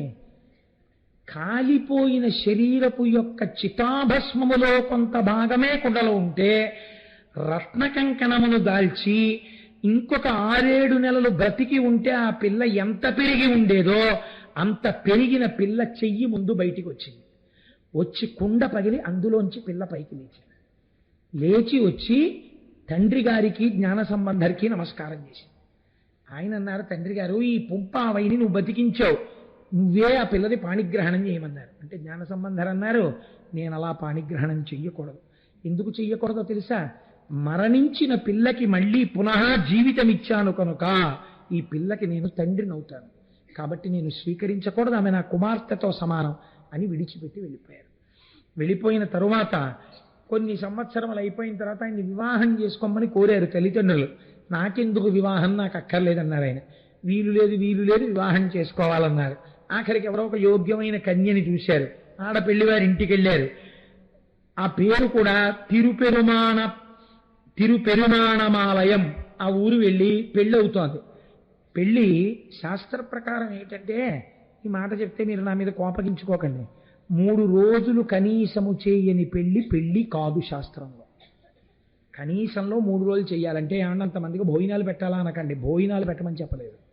వైదిక ప్రక్రియ 3 రోజులు జరగాలి, సప్తపది మంత్రాలతో పూర్తవ్వాలి. ఏమో ఈశ్వరుడు అనుగ్రహిస్తే నా కుమార్తె పెళ్లి అలా చేసేటట్లుగా నన్ను శంకరుడు అనుగ్రహించుగాక. కాబట్టి 3 రోజులు కదండి వివాహం జరగాలి, అందుకని 3 రోజులుగా అక్కడ వివాహం జరుగుతోంది. సప్తపది మంత్రాల దాకా వచ్చింది. వచ్చిన తర్వాత ఈయన అన్నారు, సన్నికళ్ళు తొక్కించడానికి పిల్లని తీసుకెడుతున్నారు. తీసుకెడుతుంటే ఒక్కసారి శివాలయంలో దర్శనం చేసుకుని వస్తాం, ఈ నూతన వధువు నేను కలిసి అని చెప్పి తీసుకెళ్లారు. సప్తపది పూర్తయితే తప్ప వివాహం పూర్తవదు. ఈ పిల్లతో కలిసి జ్ఞాన సంబంధ ఆలయంలోకి వెడుతుంటే ఆయన వెనకాతల వారి తండ్రి గారు, తల్లి గారు, తిరు నీలనక్కనాయనారు, మామగారు, అత్తగారు, బంధువులు, సేవకులు అందరూ వెళ్ళారు. జ్ఞాన సంబంధరు కదా, అందుకని అందరూ వెళ్ళారు. వెడితే ఆయన శివుడి ముందు నిలబడి, ఈశ్వర, నేను ఏ ప్రయోజనము కొరకు ఈ లోకములోకి నువ్వు నన్ను పంపావో ఆ ప్రయోజనము పూర్తయిపోయింది. నేను వేద విరుద్ధమైన వాదనలు ఖండించి మళ్ళీ సనాతన ధర్మమును ఆవిష్కరించాను. కాబట్టి నాకు ఈ సంసారము, స్త్రీ వ్యామోహము ఇవి నాకు లేవు. నువ్వు నన్ను అనుగ్రహించి నన్ను మళ్ళీ యథాస్వరూపముగా తీసుకో అని ప్రార్థన చేశారు. ప్రార్థన చేస్తూ చిత్రం ఏమిటో తెలుసా అండి, నీలోకి వచ్చేద్దామనుకున్న వాళ్ళు ఎంతమంది ఉంటే అంతమందిని కూడా తీసుకో అని అడిగారు. ఈయన ప్రార్థన చేసిన మరుక్షణం ఒక అగ్నిస్తంభం వచ్చింది ఆ మధ్యలోకి. ఎప్పుడు అగ్నిసంభవుడు కదండి సుబ్రహ్మణ్యుడు, మళ్ళీ అగ్నిహోత్రంలోకి పెడతాయి అవతారాలన్నీ. రమణ మహర్షి అంతే, జ్ఞాన సంబంధర్ అంతే, లేకపోతే కుమరిల భట్టు అంతే, సుబ్రహ్మణ్య ఆవిర్భావము అంతే, అన్ని అగ్ని సంబంధంగానే పెడతాయి అవతారాలు. కాబట్టి ఇప్పుడు మొట్టమొదట జ్ఞాన సంబంధర్ లోపలికి వెళ్ళిపోయారు, తర్వాత భార్య వెళ్ళిపోయింది, తండ్రి గారు వెళ్ళిపోయారు, తల్లి గారు వెళ్ళిపోయారు. మీకు ఆశ్చర్యం ఏమిటంటే ఆ రోజున గుళ్ళో ఉద్యోగం చేసే వాళ్ళ దగ్గర నుంచి సేవకుల వరకు అందరూ అగ్నిస్తంభంలోకి ప్రవేశించి మోక్షంలోకి వెళ్ళిపోయారు.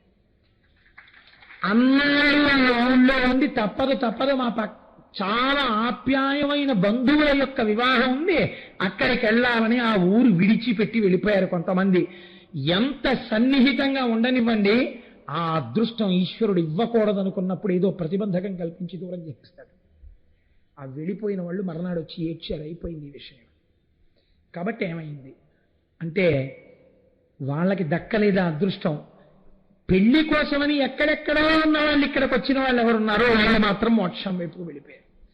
ఈ విధంగా మహానుభావుడు అమ్మవారి పాలు త్రాగి జ్ఞానమును పొందినటువంటి తిరు జ్ఞాన సంబంధర్ సుబ్రహ్మణ్యేశ్వర స్వామి వారి యొక్క అవతారముగా మనకి చెప్పబడుతుంటారు. ఇప్పుడు నేను సాధ్యమైనంత సంక్షిప్తంగా ఇవాళ ప్రార్థనా శ్లోకాలని కూడా పక్కన పెట్టి మీకు తిరుజ్ఞాన సంబంధర్ గురించి ఆవిష్కరించాను.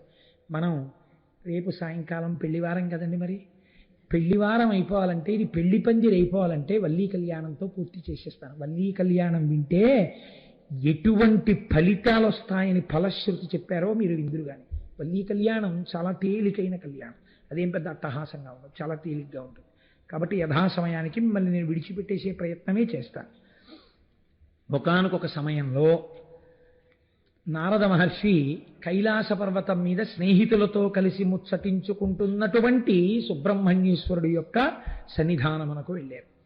లోక కళ్యాణకారకుడండి మహానుభావుడు నారదుడు. నారదుడొక్కనాడు శివనందుడిష్టులతో విహారకేలీరతుడై రహించునిడ లీలగ చేరి సమస్త లోక సంచారమునందుగాంచిన ప్రశస్త తారాద్భుత వస్తువృత్తముల్ కూరిమి చెప్పుచుండెకడు కోర్కెమయన్ వినుచుండే స్కందుడు. నారదుడు సుబ్రహ్మణ్యుడి పక్కన కూర్చుని ఈ లోకాలలో తాను ఏ ఏ విశేషాలు చూశాడో అన్నీ చెప్పడం మొదలెట్టాడు. చెప్పడం ఒక కళ అండి. లోకంలో మీరు రామాయణంలో విశ్వామిత్రుడి దగ్గర చూస్తారు ఈ కళ. చెప్పేటప్పుడు అవతల వారు అన్ని మరిచిపోయినేలా చెప్పగలిగినటువంటి ప్రజ్ఞ ఈశ్వరానుగ్రహంగా రావాలి. అయినా ప్రతిబంధకాన్ని ఈశ్వరుడు కల్పించకపోయినా తానే సెల్ ఫోన్ రూపంలో జేబులో పెట్టుకున్న పాపిని ఎవడు ఉద్ధరించగలడు? ఎవడు ఉద్ధరించలేడు. కనుక చాలాసేపు చెప్పి జటులుడు అంతట చెప్పే వినుము శంభుతనయ, విన్నవింతు గంటినొక్క చోట కన్నుల పండువై మనము నలర చేయు మంచి తొడవు. నేను ఈ లోకంలో ఎన్నో క్షేత్రాలు చూశాను, ఎన్నో పుణ్యస్థలాలు చూశాను, ఎన్నింటినో చూసొచ్చాను. కానీ ఏం చెప్పమంటావు సుబ్రహ్మణ్యుడా? నీకు చెప్పవలసిన విషయం ఒకటి ఉందయ్యా అన్నారు. దేనికి వచ్చారు నారదుడు? వల్లీ కళ్యాణం చేయించడానికి వచ్చారు ఆయన. కాబట్టి ఇప్పుడు ఇవన్నీ చెప్పి ఇవన్నీ కాదు, కానీ అసలు నీతో చెప్పవలసిన విషయం ఒకటి ఉందయ్యా అనేటప్పటికీ ఆయన ఎలర్ట్ అయి వింటారు కదండి. మంచి ఉత్కంఠతో అమ్మో ఏం చెప్పబోతున్నాడో అని విన్నారు. ఒకానొక మహర్షి యొక్క తేజస్సు వలన అయోనిజయై ఒక పిల్ల ఒకతే ఒక అరణ్యమునందు పుట్టి ఉండగా ఒక బిల్లనాయకునికి దొరికింది. బిల్లనాయకుడు అంటే గిరిజనుడు, అరణ్య ప్రాంతములందు వేటాడి జీవించేటటువంటి వారు. అటువంటి వారికి ఆ పిల్ల దొరికింది. ఆ పిల్లని తీసుకొచ్చి ఆయన పెంచుకుంటున్నాడు. ఆ పిల్ల 12 సంవత్సరముల వయస్సు దాటిపోయింది. దాటిపోతే ఇప్పుడు ఆ పిల్లని వాళ్ళ వంశాచారమును బట్టి కోరచేను యొక్క రక్షణకి పంపించాలి. అందుకని ఆయన చేనుని రక్షించడానికి పంపించాడు. ఆ పిల్ల అక్కడ ఒక మంచె కట్టుకుని ఆ మంచె మీద కూర్చుని పాటలు పాడుతూ ఉంటుంది. పిట్టలు ఎగిరిపోవడం కోసమని చేతిలో ఉన్నటువంటి కర్ర తిప్పుతూ పాట పాడుతుంది. ఆ పిల్ల పేరు వల్లి. ఎంత అందంగా ఉంటుందో తెలుసా పిల్ల? కలికి పరిజనముల పాలి కల్పవల్లి, సకల జన మోహనాతను చాపవల్లి, ఏ సుకృత శక్తి ధరునకో హృదయవల్లి, తన్వి ఆహ్వాయమరయ సౌందర్యవల్లి. ఏం చెప్పమంటావు ఆ వల్లి గురించి? ఆమెని సేవించేటటువంటి వారందరికీ కల్పవల్లి, కల్పవృక్షం. ఆమె యొక్క అందం చేత సాక్షాత్తుగా ఎక్కుపెట్టబడినటువంటి ధనస్సు ఎదుటివారి మనస్సుని దోచుకుంటుంది. అటువంటి ఏ సుకృత శక్తి ధరునకో, ఎవడు మహానుభావుడు గొప్ప తపస్సు చేస్తున్నాడో అటువంటి భార్య రావాలని అటువంటి వాడికి కాపోతున్నటువంటి హృదయవల్లి, అటువంటి అమ్మాయి సౌందర్యవల్లి. ఆ అమ్మాయే రాశీభూతమైనటువంటి సౌందర్యం. కమలము కమలము, శిశిబింబము శిశిబింబమే అరయ సవతు వచ్చునకో, కమనీయ కోమలంబగు రమణీమణి మోమతోన రాతి విఘాతి. చంద్రబింబాన్ని చూపించి వెండి కంచం ఇలా ఉంటుందని చెప్పాం అనుకోండి, అసహ్యంగా ఉంటుంది. ఎలా కుదురుతుంది? చంద్రబింబంతో పోలిక వేరొకటి ఉండదు. మీరు చూడండి, ఇది ఆ చంద్రబింబం ఇలా ఉంటుందండి అని మీరు ఎంత వర్ణించి చెప్తే చంద్రబింబం యొక్క సొబగు అర్థం అవుతుంది. ఆ పౌర్ణమి నాటి చంద్రబింబం కింద కూర్చుని అలా మబ్బులు వెళ్ళిపోతుంటే మెరిసిపోతున్న చంద్రబింబం, దాని మధ్యలో తేలికగా ఉన్నటువంటి ఒక మత్స, అందులోంచి వచ్చేటటువంటి వెన్నెల, ఆ వెన్నెట్లో కూర్చుని మళ్ళీ అప్పుడు చేసినటువంటి అప్పులు చిట్టాలు, కట్టవలసిన వడ్డీలు, ఎవడో తిట్టిన తిట్లు, ఇలాంటివి గుర్తు తెచ్చుకోకుండా చక్కగా ఏ చిత్రనలీయం లాంటి కావ్యాన్నో ఏ రామాయణాన్నో తలుచుకుంటూ మీరు మేడ మీద పడక కుర్చీ వేసుకుని అన్ని లైట్లు ఆర్పేసి పక్కనే మేడ మీదకెక్కుతున్నటువంటి జాజి తీగ అరవిరిసినప్పుడు వచ్చిన జాజి పూల నుంచి వచ్చిన వాసన పీలుస్తూ ఆకాశంలో మబ్బులు అలా వెళ్ళిపోతుంటే మబ్బుల చాట్ నుంచి ప్రకాశిస్తున్న చంద్రబింబాన్ని చూస్తుంటే, చుక్కల్ని చూస్తుంటే ఎంతసేపు గడిపినా ఏమిటండి కిందకి రారు అంటే వస్తున్నానులే అని మీరు విడిచిపెట్టి వెళ్ళలేని చంద్రబింబాన్ని దేంతో ఉపమానం చెప్పగలరు? చెప్పలేరు. కనుకంటున్నారు కమలము కమలము శిశిబింబము శిశిబింబము. తామర పువ్వుకి అందం ఎవరు చెప్పగలరు? అసలు ఆ తామర విచ్చుకోవడంలో ఉందండి అందం. బంతి పువ్వుకి తామర పువ్వుకి చాలా తేడా ఉంటుంది విచ్చుకోవడంలో. ముందు ఉన్న రేకులు ఏవున్నాయో అవి బాగా విచ్చుకుని ఇలా కిందకి వంగిపోతాయి. తర్వాత విచ్చుకున్నవి ఏవున్నాయో అవి కొద్దిగా అలా వాళ్తాయి. ఆ తర్వాత ఉన్నవి ఏవున్నాయో అవి కొంచెం వంగుతాయి. ఆ తర్వాత ఏమున్నాయో గుండ్రంగా సైనికుల్లో నించుంటాయి. ఈ మధ్యలో దుద్దు ఉంటుంది పచ్చగా, దాని మీద చిన్ని చిన్ని చిన్ని చిన్ని కేసరములు ఉంటాయి. లోపల నీటి బిందువులు ఆ రేకుల మీద నిలబడి ఉంటాయి, చిన్న బిందువులు మంచులో తడిసి. మీరు ఆ తామర తూడు కొయ్యగానే కింద నుంచి నీటి చుక్కలు పడుతుంటాయి. రెండు చేతుల్లోకి అరవిరిసిన తామర పువ్వుని ఇలా పట్టుకుంటే అందులోంచి పద్మ సుగంధ మారుతి అన్నట్టుగా ఆ చల్లటి వాయువు మీకు తగులుతుంటుంది. ఏ పువ్వుకి ఉండని విధంగా మీరు ఇలా ముఖం దగ్గరకు పెడితే చల్లగా ఉంటుంది తామర పువ్వులోంచి వచ్చేటటువంటి గాలి.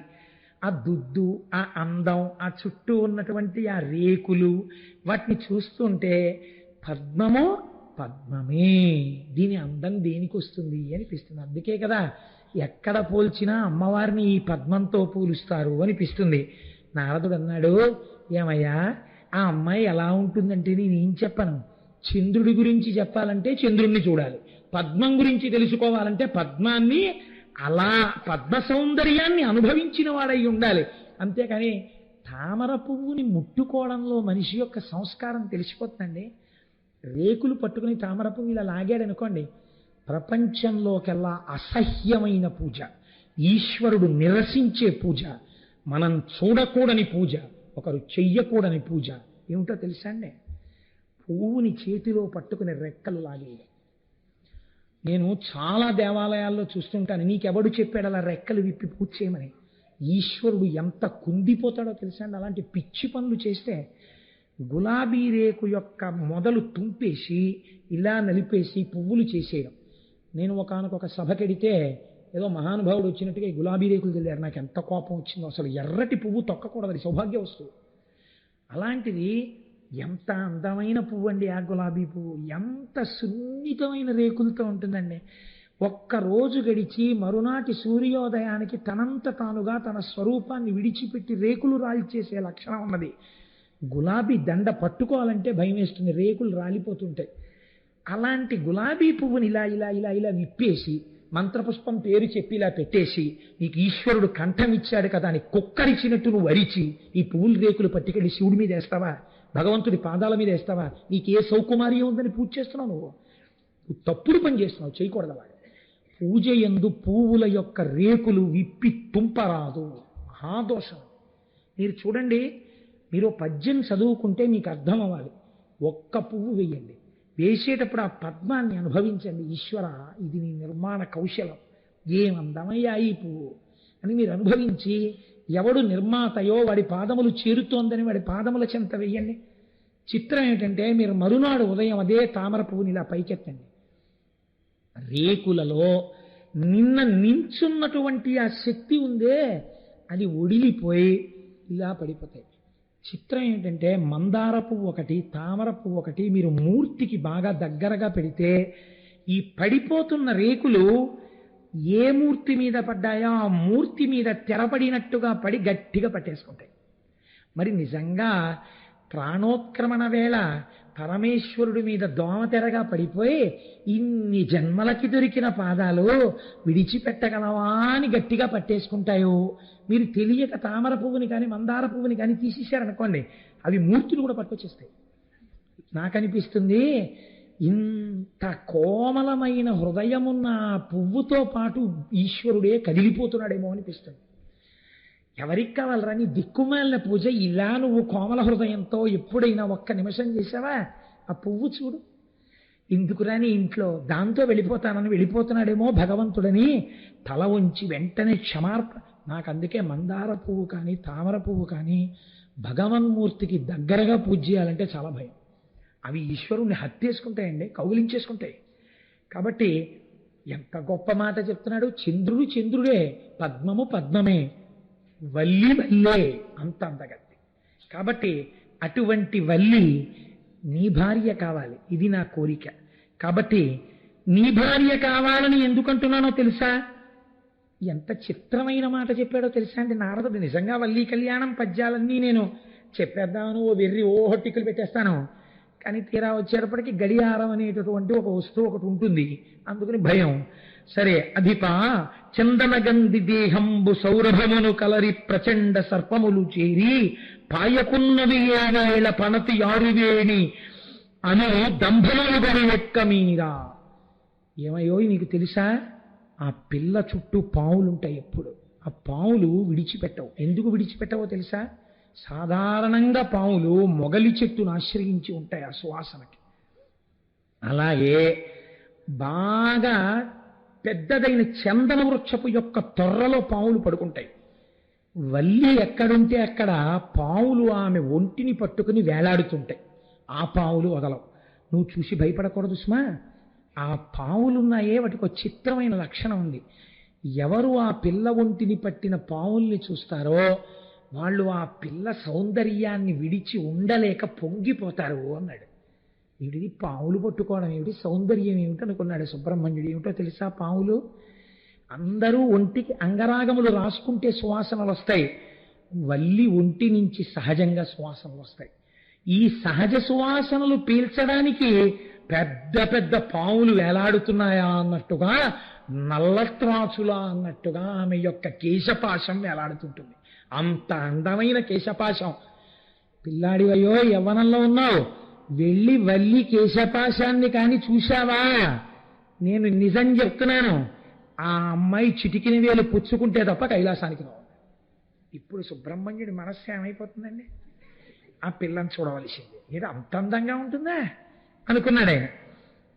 ఎంత అది నిజంగా ఆ మనస్సు రంజిల్లేటట్టుగా అలా చెప్పడం, కళ్యాణకారకం కావడం యోగ్యులైన వారి మధ్య, అది కూడా చాలా గొప్ప విషయం అండి.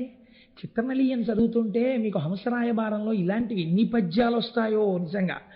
కాబట్టి తావి చైతన్యమలరకుందనపు బొమ్మ స్థైర్యం అవయవముల కల్గు చెప్పల ఎప్పుడు కుందునొందక ఎలరారు ఇందురేక అరయ అఖిల జగన్మోహనాంగిరమణి. ఒక బంగారంతో బొమ్మ చేసి అక్కడ పెట్టారనుకోవా, చాలా గొప్ప అందగత్తిని. చూసిన వాడు ఏమంటాడు? అపరంజి బొమ్మ అంటాడు. సాధారణంగా పెళ్లి కూతురు చాలా బాగుందనుకోండి, తండ్రి గారు కానీ ఎవరైనా పెద్దలు, లేకపోతే సాధారణంగా తండ్రి గారు అడిగితే బాగుండదు, తన మనసులో అమ్మాయిని చేసుకుందామని ఉంటే కొడుకు ఏమైనా అంటే నచ్చ చెప్పడం ఎందుకని, మనసు బాగా కనిపెట్టగలిగిన స్నేహితుల చేతో లేకపోతే ఆ వయస్సు బంధువుల చేతో అడిగిస్తారు. వాళ్ళు సాధారణంగా మాట్లాడతారు, ఏమి మొహం వంక పెట్టడానికి ఏముందా, పిల్ల బాగుందా అని నిన్ను అడగడానికి మాకే నోరు రావట్లేదు, బంగారం బొమ్మ కదురా అంటారు కదండి. అపరంజి బొమ్మ, బంగారం బొమ్మ అందంగా ఉండొచ్చు, సొబగేది ముట్టుకుంటే. అందుకని నారదుడు అంటున్నాడు, చైతన్యవంతమగు అపరంజి బొమ్మ, ఈ బొమ్మ చైతన్యంతో కూడిన బంగారు బొమ్మ, మా వల్లంటే ఏమనుకుంటున్నావయ్యా అని నారదుడు పొంగిపోతున్నాడు ఆ వల్లి గురించి. అటువంటి వల్లి ఆ వల్లి. కాబట్టి ఒక్కసారి వెళ్ళి చూడు, ఆ వల్లి అంటే ఏమిటో నీకు తెలుస్తుంది. కేవలం బాహ్య సౌందర్యం అనుకుంటున్నావా? అంతః సౌందర్యం అటువంటిది. పార్వతీదేవికి ఉన్నటువంటి సహజ సౌందర్యం ఏదో అటువంటిది ఆవిడికి అబ్బింది. అటువంటిది నీకు భార్య అవుతుంది. ఎందుకంటున్నానో తెలుసా? ఒకనాడు నేను ఏమీ తోచక మా నాన్నగారి దగ్గరికి వెళ్ళి కూర్చున్నాను. మా నాన్నగారు లోకంలో ఉన్న విషయాలన్నీ చెప్తూ మనస్సు బాగా హత్తుకోవడానికి, ఒరే నీతో స్నేహితుడున్నాడే వాడికి ఫలానా అమ్మాయితో వివాహం అవుతుంది. ఎందుకని చిత్రముఖ బ్రహ్మగారు ఈయనగా రాసింది. అందులో కనుక్కోవడం కోసమని జాతకాలు చెప్పి ఆయన కొడుకు స్నేహితులకు ఎవరెవరు పెళ్ళాలుగా వస్తారో కనుక్కున్నట్టు బ్రహ్మగారి దగ్గరికి వెళ్ళి కూర్చుంటే, అంటే ఏమిటి ఉద్దేశం? తండ్రి గారు కూడా ఆయన కూడా బ్రహ్మగారు కూడా మెల్లిగా కుమారస్వామి మనస్సు పెళ్లి వైపుకు మళ్ళిస్తున్నారు. ఒరే బాబు నీ స్నేహితుల్లో ఫలానా వాడికి ఫలానా వారి అమ్మాయి పెళ్లి అవుతుంది, ఫలానా వారి అబ్బాయికి ఫలానా అమ్మాయి పెళ్లి అవుతుంది అని అన్నీ చెప్పారు. చెప్పినప్పుడు నాతో ఏం చెప్పాడో తెలుసా కుమారా? నారదుడు చెప్తున్నాడు, నారదుడికి చెప్పారనమాట అండి. అందుకని నారదుడు ఇప్పుడు అది వచ్చి సుబ్రహ్మణ్యుడికి చెప్తున్నాడు. మహానుభావుడు అందానికి మారుపేరైన వాడు ఉన్నాడే, జగదంబ అందాలు తన అందాలుగా పుట్టినవాడు. శంకరాచార్యుల వారైతే అన్నారు, చంద్రుడికైతే మచ్చ ఉంది, మచ్చలేని చందమామలు 1,000,000 మంది వస్తే సుబ్రహ్మణ్యుడు అన్నారు. అంత అందగాడే. అందగాడైనటువంటి ఆ సుబ్రహ్మణ్యుడికి భార్యగా ఎవరవుతారో తెలుసా? వల్లి భార్య అవుతుంది. దాని చేత కొన్ని విషయాలు లోకానికి తెలుస్తాయిరా అని చెప్పారు. ఆమె నీ భార్య అవుతుందయ్యా అనేటప్పటికీ చూడండి చాలా సంతోషంగా అవుతుంది. ఈయన మనస్సు వినగానే ఏదో చేసుకుందాం అనుకున్నాడు అనుకోండి, నీకు భార్య బహుశా ఇటు దక్షిణం వైపు నుంచి వస్తుందయా, ఓ పల్లెటూరు నుంచి వస్తుందయా, పిల్ల చాలా తెల్లగా ఉంటుందయా అని ఏవో కొన్ని లక్షణాలు చెప్తున్నారు అనుకోండి, అవన్నీ తను మనసులో అనుకుంటున్న పిల్లవే అనుకోండి, మనకు ఆ అమ్మాయితో పెళ్లి అయిపోతుంది అనుకున్న పెళ్లి కొడుకు ఎంత ఆనందపడిపోతాడో అలా సుబ్రహ్మణ్యుడు ఆనందపడిపోయాడు. చిత్రం ఏమిటో తెలుసా అండి, ఆయన్ని ఆ భిల్లపురానికి వెళ్ళిపోయి ఆ వల్లీదేవి యొక్క సౌందర్యాన్ని చూడడం కోసమని ఆవిడ ఎలాగో మంచి దగ్గరికి పొలం కాపాడడానికి వస్తుంది కదా అని అక్కడ నించున్నాడు. ఆయన వెళ్ళి నించునే సమయానికి ముందే నారదుడు వల్లీదేవి ఉన్నటువంటి ప్రాంతానికి వెళ్ళాడు. నారదుడు వచ్చాడని తెలియగానే మహానుభావుడు ఆటవికుడైన ఆ రాజు ఎదురొచ్చాడు. తేనియను జారపప్పును తీయని పలు ఫలములను పువ్వులను తెచ్చి భక్తితోడనిచ్చి సేవించి నిలచిన ఎరుకరేణిగాంచి హర్షించి అనియే అక్కరని మౌని. మంచి పువ్వులు, కాస్త తేనె, పళ్ళు, ఎవరి దగ్గర ఏ సంపత్తి ఉంటుందో అటువంటిదే కదండి పెడతారు. ఇవన్నీ తీసుకొచ్చి పెట్టారు. నారదుడు వాటన్నింటినీ చూసి సంతోషించి ఒక మాట చెప్పాడు, నీకు ఒక చాలా శుభవార్త చెప్తాను. ఊరకరారు మహాత్ములు అటువంటి వారు వచ్చారంటే మంగళమే కదండి మరి. అందుకని శమమ నీకు నీ సతికి చల్వగు నీ సుతయైన వల్లికా తామరసోద్భవుండు విను ధన్యుని చేయుతలంపుతోడ ఈ శ్రీమతి నీకు పుత్రికను చేసే ప్రియంబుగ వ్యధనాథ మిమ్మీని భవంబురాసి ధరింపగ చేయును నమ్మునానుడి. నీకు నీ భార్యకి గొప్ప సత్కారం జరగబోతోంది. మిమ్మల్ని ఇద్దరినీ ఈ జన్మతో ఇంకా ఉద్ధరించాలనే పరమేశ్వరుడు ఈ పిల్లని నీకు కూతురుగా పంపాడయ్యా.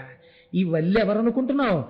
ఈ వల్లీదేవిని పెళ్లి చేసుకోబోయేటటువంటి వాడు లోకంలో యవ్వనంలో ఉన్న ప్రతి స్త్రీ ఎవరిని భర్తగా పొందాలని ఇవాళ కోరుకుంటోందో, ఎవడు జగదంబ యొక్క అందాలు పోసుకున్నవాడో, ఎవడు పరమ సౌందర్య రాశి అయిన శంకరుడి యొక్క తేజమును పొందినవాడో, ఎవడు గొప్ప వీరుడో, ఎవడు మహాజ్ఞానియో, ఎవడు దేవసేనాధిపతియో అటువంటి వాడు నీకు అల్లుడు కాబోతున్నాడు.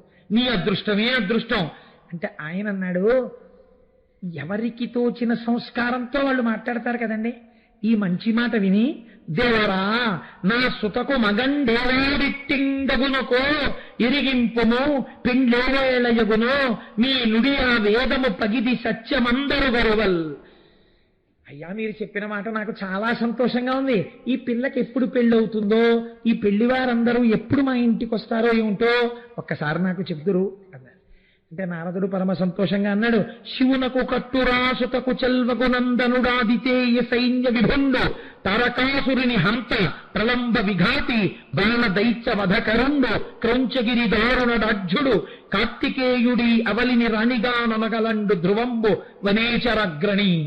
ఓరి వెర్రివాడా, నువ్వే ప్రయత్నాలు చెయ్యక్కర్లేదురా, వచ్చేస్తున్నాడు. క్రౌంచ పర్వతాన్ని భేదించినవాడు, తారకాసుర సంహారం చేసినవాడు, శూరపద్ముణ్ణి సంహరించినవాడు, శక్తి ఆయుధాన్ని పట్టుకున్నవాడు, కార్తికేయుడిని పేరున్నవాడు, పార్వతీ పరమేశ్వరుల యొక్క పుత్రుడైన వాడు తనంత తానుగా వచ్చి వలచి తీసుకెళ్తాడు నీకన్నీ. నువ్వేం బెంగపెట్టుకోగల కూర్చోచాడు. చాలా పొంగిపోయాడు. నీ మాటకి వేదానికి తేడా ఏముందయ్యా, అది ఎంత సత్యమో ఇదెంత సత్యం, కాబట్టి జరిగి తీరుతుందన్నాడు. నారదుడు వెళ్ళిపోయాడు. కుమారస్వామి వారు ఆ పొలంలోకి ప్రవేశించి చూశారట వల్లీదేవి వంక. చూసి ఆయన అన్నాడు, స్తుతి అనుకొంటి నారదుడు చోద్యముగా వచించినట్టి ఈ అతులిత మోహనంగి విధమాతడు చెప్పినదింత చాలదు. ఈ సతి రుచిరాంగకంబులను సాటి ఒకండిల లేదు నిక్కమాక్షితి పరమేష్టి సృష్టికిది చేయు అపూర్వ గర్వ సంపదన్. నారదుడు ఆ రోజు నాతో చెప్తుంటే ఏదో పెంచి చెప్పేస్తున్నాడు, అది అంత అందంగా ఉంటుందా అనుకున్నాను. నాకిప్పుడు ఈ పిల్లని చూసిన తరువాత ఒక మాట అనిపిస్తోంది, అసలు అందం గురించి చెప్పడం నారదుడికి చేతకాదు, అంత అందగత్తే. కనుక బహుశः చతుర్ముఖ బ్రహ్మగారు తన యొక్క సృష్టి శక్తిలో సౌందర్యాన్నంతటినీ ఒక చోట రాశీభూతం చేసి ప్రాణప్రతిష్ఠ చేస్తే ఈ వల్లి అయి ఉంటుంది. ఈ పిల్లతో ఎలా మాట్లాడాలి? ఒక్కసారి మాట్లాడాలనుకున్నాడు. ఇంచుక దవ్వులను నిలిచి ఇట్లు మదింతలబోసి అంతనేమించు పసిండి బొమ్మయగు మీన విలోచన చెంతకేగి మోహించి ఇటుల్వచించే రమణీ నిన్ను కోరి భవత్సురంబిటుల కొంచక ఎగుదించితిని కోమలి ప్రేముడి చూపు నాపై. కొంచెం సేపు అక్కడ నిలిచి ఆవిడ అందం చూసి భయపడుతూ దగ్గరికి వెళ్ళి గబుక్కుని పలకరించడానికి ఇంకా భయపడుతున్నవాడిలా దగ్గరకి వెళ్ళి మొత్తానికి పలకరించి నీకోసమే అందరినీ విడిచిపెట్టడం ఎంత కష్టమో, ఏది నాకు ఆలవాలమో అటువంటి ప్రాంతాన్ని విడిచిపెట్టి నీకోసమని ఇంత దూరం వచ్చాను లతాంగి, నన్ను చేపట్టవా అని అడిగాడు. అడిగితే ఆవిడ ఈయన వంక చూసి అబ్బో ఎంత అందగాడిగా ఉన్నాడో ఈ పిల్లవాడు అని మనస్సులో అనుకుని, ఇది పెళ్లి కాని ఆడపిల్ల మనస్సులో ఉండవలసిన లక్షణం. ఆమె ఎంత గొప్ప భావన చేసిందోట చూడండి.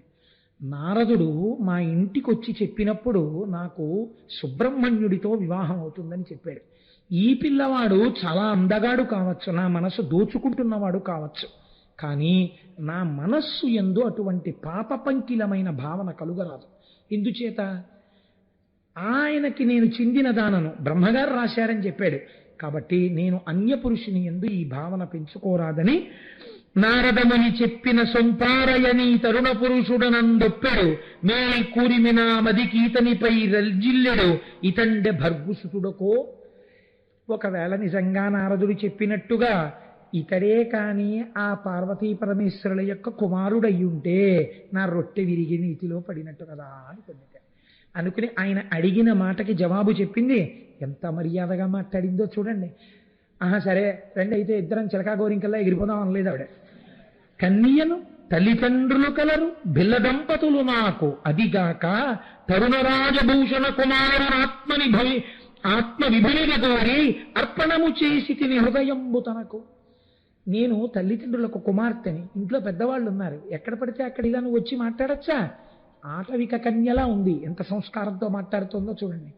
ఇలా అడగచ్చా? మా తల్లిదండ్రులను అడగాలి. అయినా నీకు ఒక మాట చెప్పనా? చంద్రరేఖలు శిరస్సున అలంకారముగా ధరించేటటువంటి పార్వతీ పరమేశ్వరుల యొక్క కుమారుడైనటువంటి కుమారస్వామి నాకు భర్త అవుతాడని నారదుడు చెప్పాడు. ఇంచేత నా మనస్సాయనికి అర్పింపబడింది అని చెప్పింది. చెప్పగానే మహానుభావుడు ఒక్కసారి తన నిజ రూపాన్ని చూపించేట. ఆయన నిజ రూపం అంటే ఏమిటో మీరు ఎక్కడ వెతికినా సరిగ్గా దొరకదండి. నేను చెప్పానే శంకర భగవత్పాదులు సుబ్రహ్మణ్య భుజంగం చేశారని, అందులో ఆయన పిలిచినప్పుడు సుబ్రహ్మణ్యేశ్వర స్వామి వారిని చూశారు. ఆయన చూసినప్పుడు నడుం కనపడింది ఆయనకి. నడుం ఒక్కదాన్ని వర్ణించారండి. ఎంత గొప్ప వర్ణనం! సుబ్రహ్మణ్య భుజంగం గురించి మీరు బెంగపెట్టుకోకండి, అది ముద్రణ అయిపోతోంది. మీ అందరికీ తొందరలో తప్పులు లేకుండా సుబ్రహ్మణ్య భుజంగ స్తోత్రాన్ని ఇచ్చి ఒకనాడు మీ అందరితో నేను ఆ సుబ్రహ్మణ్య భుజంగం చదివిస్తాను. ఈ ఉపన్యాసాలు అయిపోయే లోపల మీరు రోజు చదువుకోవచ్చు. అందులో శంకరులు అంటారు, లసత్సర్ణ గేహే నృణాంకామ దోహే సుమస్తోమ సంచన్న మాణిక్య మంచే సముద్యత్ సహస్రార్కతుల్య ప్రకాశం సదా భావయే కార్తికేయం సురేశం సువర్ణాంబ దివ్యాంబరైర్భాసమానాం పణత్కింకిణీమేకలా శోభమానాం లసద్దేవ పట్టేన విద్యోతమానాం కటిం భావయే స్కందతే దీప్యమానాం.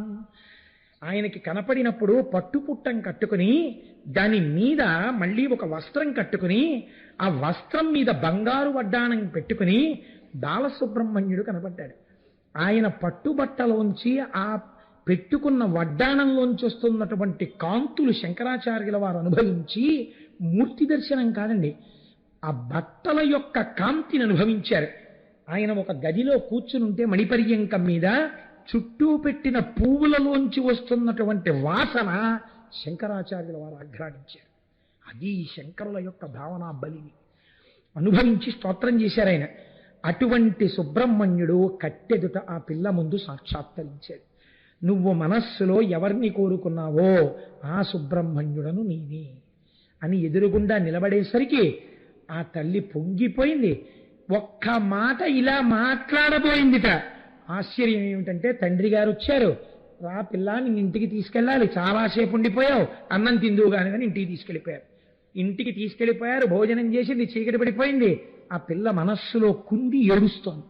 అయ్యో ఎక్కడి మహానుభావుడు, అన్ని లోకాలలో ఉన్నటువంటి కన్యలు ఆయన్ని పొందుదాం అనుకుంటున్నారు, ఆయన నన్ను పొందడానికి తానే వచ్చాడు. పంట పొలానికి వచ్చాడు, నన్ను ఆయన స్తోత్రం చేశాడు. నిన్ను నేను పొందుతాను అని అడిగాడు. ఒక్క మాట నోరు తెరిచి చెప్పలేడు. కనీసం కాబోయే భర్త అని తెలిసి నేను పాదాలకు నమస్కారం చెయ్యలేదు. బ్రహ్మగారు నిర్ణయించిన వాడిని తెలిసి కూడా నేను పలకలేదు. నా వల్ల ఎంత అపచారం జరిగింది. ఉంటాడో వెళ్ళిపోతాడో. ఏమి పద్యరచన చేశారండి అవన్నీ. కాబట్టి అని కుందుతూ ఏడుస్తోందిట. చెలికెత్తె వచ్చి చూసింది. ఎందుకమ్మా బెంగపెట్టుకుంటావు? బెంగపెట్టుకోక ఒక ఉత్తరం రాసి ఒక ఆకు మీద నీ భావాలు రాయి. ఈ కారణం చేత నేను మీకు నమస్కరించలేకపోయానని రాయి. పత్తికెళ్ళి ఆయనకి ఇస్తాను. ఆయన్నన్నా ఇక్కడికి తెస్తాను, నిన్నన్నా అక్కడికి తీసుకెడతాను అంటే వల్లీదేవి అంది, ఇంకెక్కడుంటాడమ్మా, నేను ఒక్క మాట మాట్లాడకుండా వచ్చేస్తే ఆయన ఉంటాడా అంది. అంటే ఆవిడంది, ఇలాంటి విషయాల్లో నేను చాలా పరిణితి చెందిన దానను. కోరి వచ్చిన పురుషుడు గేటెదురుగుండా చెట్టు మీద హీరో హోండా మీద కూర్చుని అదే పనిగా చూసినట్టు అలాగే ఉంటాడు తప్ప వెళ్ళాడు. మళ్ళీ నువ్వు వస్తావని ఏ సరోవరమో చెట్టో పుట్టో పట్టు కూర్చునే ఉంటాడు. నేను ఎలాంటి ప్రదేశాల్లో ఇలాంటి వాళ్ళు కూర్చుంటారో కూడా నాకు బాగా తెలుసు. పెద్ద పెద్ద చెట్లుండి, చీకటి బాగా ఉండి, జనసంచారం లేని వీధులు, ఇలాంటివి ఉంచుకుంటుంటారు. కాబట్టి ఎక్కడుంటాడో నేను చూస్తాను అని గబగబా వెళ్ళింది. పుష్పవాటిక యందు ఒక సరోవరం ఒడ్డున కూర్చుని ఉన్నారు. సుబ్రహ్మణ్యుడి దగ్గరికి వెళ్ళి ఈ పత్రం మీద రాసిన శ్లోకాన్ని చూపించింది. ఆయన చదివి అన్నారట, అయ్యో ఇంత కుందిపోతోందా, నేను మళ్ళీ కనపడుతుందనే ఇక్కడ కూర్చున్నాను, రా వెళ్ళిపోదాం అన్నాడు. మీరు రాకండి, బాగుండదు, నేనే పిల్లని తీసుకొస్తానని వల్లీదేవిని తీసుకొచ్చింది.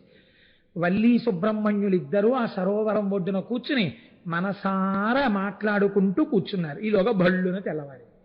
పిల్ల ఇంట్లో కనపడలేదు. భర్తకి చెప్పింది ఆవిడ. అందరూ కలిసి పిల్ల ఎక్కడుందని వెతుకుతూ వచ్చారు. సరోవరం ఒడ్డున ఇద్దరు చక్కగా మాట్లాడుకుంటూ కనపడ్డారు. వెంటనే ఈ బిల్లనాయకుడికి సుబ్రహ్మణ్యుడని తెలియదుగా, ఆయన కూడా ఒక వేటగాడి వేషంలో ఉన్నాడు. అప్పుడు ఓయితుంటరి, రాత్రంతా నా కూతురితో కలిసి కూర్చుని సరోవరం దగ్గర మాట్లాడావా? ఎవరనుకుంటున్నావు నా కూతురంటే? సుబ్రహ్మణ్యుడికి కాబోయే భార్య. ఎంత పని చేశావురా అని తన పరివారంతో కలిసి బాణాలన్నింటినీ ఆయన మీద ప్రయోగించారు. ఇన్ని బాణములు ఆయన మీద ప్రయోగిస్తుంటే హేళగా నవ్వుతూ వాటిని స్వీకరించి వల్లి బెంగ పెట్టుకుంటోందని ఒక్కసారి వల్లెమ్మ వంక చూసి నువ్వు బెంగ పెట్టుకోకని ఒక్క సమ్మోహనాస్త్రాన్ని ప్రయోగించారు. ఆయన ప్రయోగించిన సమ్మోహనాస్త్రానికి అందరూ కింద పడిపోయారు. నేనైతే అంటాను, అసలు సమ్మోహనాస్త్రం వెయ్యాలా? ఒక్కసారి ఆయన కనపడితే చాలు, ఇంకా దర్శనం ఇవ్వద్దు అనుకున్నారేమో. అందరూ పడిపోయి అందరూ స్పృహ తప్పిపోయారు. తప్పిపోయిన తరువాత అప్పుడు వల్లీదేవి ఏడ్చింది, అయ్యో నా వాళ్ళందరూ ఇలా పడిపోయారని. స్వామి అనుగ్రహించారు. వాళ్ళు లేస్తూనే మళ్ళీ ఎవడక్కడ, ఏడి ఏడి అంటూ లేచారు.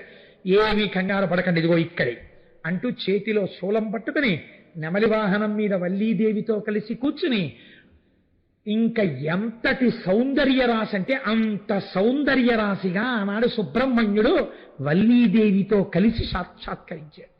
ఆ భిల్లులందరూ నేల మీద పడి సాష్టాంగ నమస్కారం చేసి పొంగిపోయారు. పొంగిపోయిన తరువాత ఇత పూర్వమే దేవసేననిచ్చి వివాహం చేశాడు కదండి ఇంద్రుడు. ఆ దేవసేనతో కూడుకున్న వాడై, పార్వతీ పరమేశ్వరులతో కూడినటువంటి వాడై మహానుభావుడు ఆ నారదుడు అక్కడికి వచ్చాడు.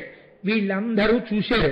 చూసిన తరువాత షణ్ముఖుండు పురందర జాత కిలిమి వల్లి తెరగిరింగించి అంబామహేశ్వరులకు వల్లియూత జ్యోత సలిపి వారి అనుమతి వసించే పత్నీద్వయంబుతోడా. ఇంతలో వచ్చినటువంటి పార్వతీ పరమేశ్వరుల్ని చూసి అలా ఉండిపోయింది వల్లెమ్మ. ఉండిపోతే, అయ్యో వల్లెమ్మ అలా ఉండిపోకు, ఎదురుగుండా వచ్చిన వాళ్ళు ఎవరో తెలుసా? పార్వతీ పరమేశ్వరులు. కాబట్టి వారికి నమస్కారం చెయ్యి అంటే, అమ్మ బాబోయ్ నా అదృష్టమే అదృష్టం. పుట్టి పెరిగింది భిల్లజాతి యందు, చేసినది కొర్ర పైరుకున్నటువంటి ఒక కేవలంగా ఆ కంచె మీదకెక్కి పిట్టలెగిరిపోయే పాటలు పాడాను. ఒక్కనాడు నీ చేసిన స్తోత్రం లేదు, ఒక్కనాడు నీ చేసిన పూజ లేదు. ఎందరో కన్యలు తన కోసం ఎదురు చూస్తుంటే తానే నా కోసమని వచ్చి నా వారికి తన నిజరూప దర్శనం చేయించి నన్ను తనదిగా చేసుకుని తన తల్లిదండ్రులే ఇక్కడికి వచ్చేటట్టు చేసి నా చేత వారికి నమస్కరింప చేస్తున్నాడు. ఏమి భాగ్యం ఏమి భాగ్యం అని వల్లెమ్మప్పుడు పార్వతీ పరమేశ్వరులకు నమస్కరించిందిట. నమస్కరించిన తరువాత వల్లెమ్మ వల్లెమ్మ అండంలో నా హృదయం వేరు కాబట్టి నమస్కరించి కొన్ని రహస్యాలు అలా అరవకూడదమ్మా. కాబట్టి నమస్కరించిన తరువాత అప్పుడు సంతోషంగా పార్వతీ పరమేశ్వరులతో దేవసేనతో కలిసి ఏ అరమరిక లేకుండా ఆనాటి నుంచి ఈనాటి వరకు భక్తుల కోర్కెలు అనుగ్రహించడానికి తిరుత్తణి యందు వెలసి ఉన్నాడు. ఇదే విషయాన్ని శంకరాచార్యుల వారు తిరుచెందూరు గురించి మాట్లాడుతూ వల్లీ కళ్యాణం వింటే ఏమవుతుందో చెప్పారు. అది కూడా భుజంగంలోనే చెప్పారు. పులిందేశ కన్యా గణాభోగ తుంగ స్తనాలింగ నాసక్త కాశ్మీర నాగం నమస్యామ్యహం తారకారే తవోరః స్వహత్తావనే సర్వదాసానురాగం. తెల్లగా ఉండేటటువంటి సుబ్రహ్మణ్యుడు ఎర్రగా ఉండేటటువంటి వల్లిని ఆలింగనం చేసుకున్నప్పుట వల్లీదేవి ఎర్రటిది వక్షస్థలమునందు కుంకుమ అలదకునుంది.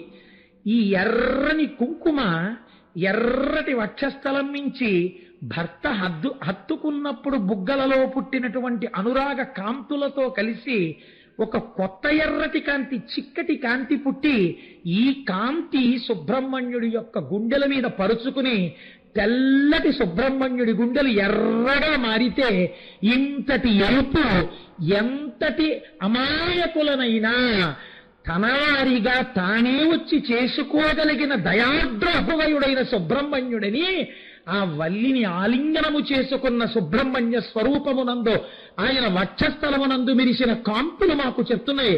అటువంటి వల్లి ఆలింగనము చేసిన కళ్యాణ సుబ్రహ్మణ్యుడికి నా జోదలు జోదలు జోదలని శంకరాచార్యుల వారు పరవశించిపోయారు.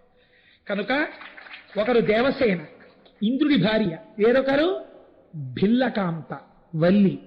ఆయన భక్తికి రెండు వేపులా లొంగిపోయేవాడే. దేవసేనని ఇంద్రుడు తెచ్చి వివాహం చేశాడు. వల్లీ కళ్యాణానికి సుబ్రహ్మణ్యుడే వచ్చి చేసుకున్నాడు. ఎంత అధికారమున్నవాడో, ఎంత జ్ఞానమున్నవాడో, ఎంత సౌందర్యవంతుడో, ఎంత గొప్పవాడో, అంత కారుణ్యమున్నవాడు. అది పార్వతీ పరమేశ్వరుల యొక్క సమాగమ ఫలితం. ఇద్దరి యొక్క దయ వర్షిస్తే సుబ్రహ్మణ్యుడు ఆయన అడిగింది ఒక్కటి, మీరు ఏం చెయ్యక్కర్లేదు, 2 పాలకుండలు కట్టుకుని నా కావిడెత్తండి, మిమ్మల్ని రక్షించేస్తానండి. రేపు ఉదయం మీకు సమయం అవి చెప్పి ఉంటారు, చక్కగా రండి, చూస్తే చాలండి కళ్ళభాగ్యం, ఆ వైభవం ఏమిటో మీరు చూద్దురు. కానీ మన వంశాభివృద్ధి చేసిన పాపాలన్నీ దగ్ధమైపోతాయి. చక్కగా బయలుదేరి వెడదాం. ఆ తర్వాత ఆర్జితం గృహస్థాస్ అందులోకి వస్తారు. అక్కడ వల్లీ దేవసేనా సమేత సుబ్రహ్మణ్యేశ్వర స్వామి వారి మూర్తుల్ని రేపు మీరు చూస్తే తెల్లబోతారు. నేను ఉట్టినే చెప్పట్లేదు, సుబ్రహ్మణ్యాంశ అందులో ప్రవేశించేసింది. అటువంటి మూర్తులు తయారైపోయాయి. వచ్చేశాడు పరమాత్మ. రేపు తెల్లవారుజామున వాయుప్రతిష్ఠ చేస్తారు. చేసి పాలాభిషేకం, కావడిలో వచ్చిన పాలు, పెరుగు, తేనె, విభూతి, పంచదార భక్తులు తెచ్చిన గంగాళాల్లోంచి కూడా చేస్తారు. ఈ అభిషేకం అంతా అయిపోయిన తర్వాత పురుషులు పంచావుత్తరీయం తప్ప చొక్కా వేసుకోకూడదు. పాదాలకి పాదుకలు లేకుండా నడవగలిగిన వారు సాధ్యమైనంత వరకు పాదరక్షలు వేసుకోవద్దు. పాదరక్షలు వేసుకోకపోతే చిన్న పుండు పడినా ప్రమాదం తేగలిగిన వ్యాధులు మా శరీరమునందు ఉన్నాయన్నవారు ఈశ్వరుడికి క్షమార్పణ చెప్పి పాదుకలు వేసుకుని కావడి పట్టుకోండి. పట్టుకుని రేపటి రోజున తెల్లవారుజామున తలస్నానం చేసి మన జీవితాన్ని ఉద్ధరించడానికి జన్మానికి ఒక్క శివరాత్రి ప్రత్యేకించి కావడి ఎత్తే వాళ్ళందరూ తలస్నానం చేసి, పురుషులు 3 రేఖలుగా విభూతి ధారణ చేసి, విభూతి యొక్క గొప్పతనం ఏమిటో మీరు వింటున్నారు, 3 రేఖలుగా విభూతి ధారణ చేసి ప్రాంగణంలో ప్రవేశించి చక్కగా కావడి పట్టుకుని, అది మనకి రక్ష, మన పిల్లలకు రక్ష. నేను మీకు చెప్పలేదు, దాట వీశాను ఒక చోట, పెళ్లి కాని ఆడపిల్లలు కావడి ఎత్తినా, కావడి చూసినా యోగ్యుడైన వరుడు వస్తాడు. అనారోగ్యంతో కుమిలిపోతున్న వాళ్ళు ఆ కావడి చూసినా, నమస్కరించినా అనారోగ్యం తగ్గుతుంది. గర్భము ధరించినటువంటి వారు కావడి వెడుతున్నప్పుడు పడుకుంటే వారి నుంచి కావడి ఉన్నవారు దాటితే వారికి సంతానము కలగకుండా ఉన్న పాపము పరిహరింపబడుతుంది.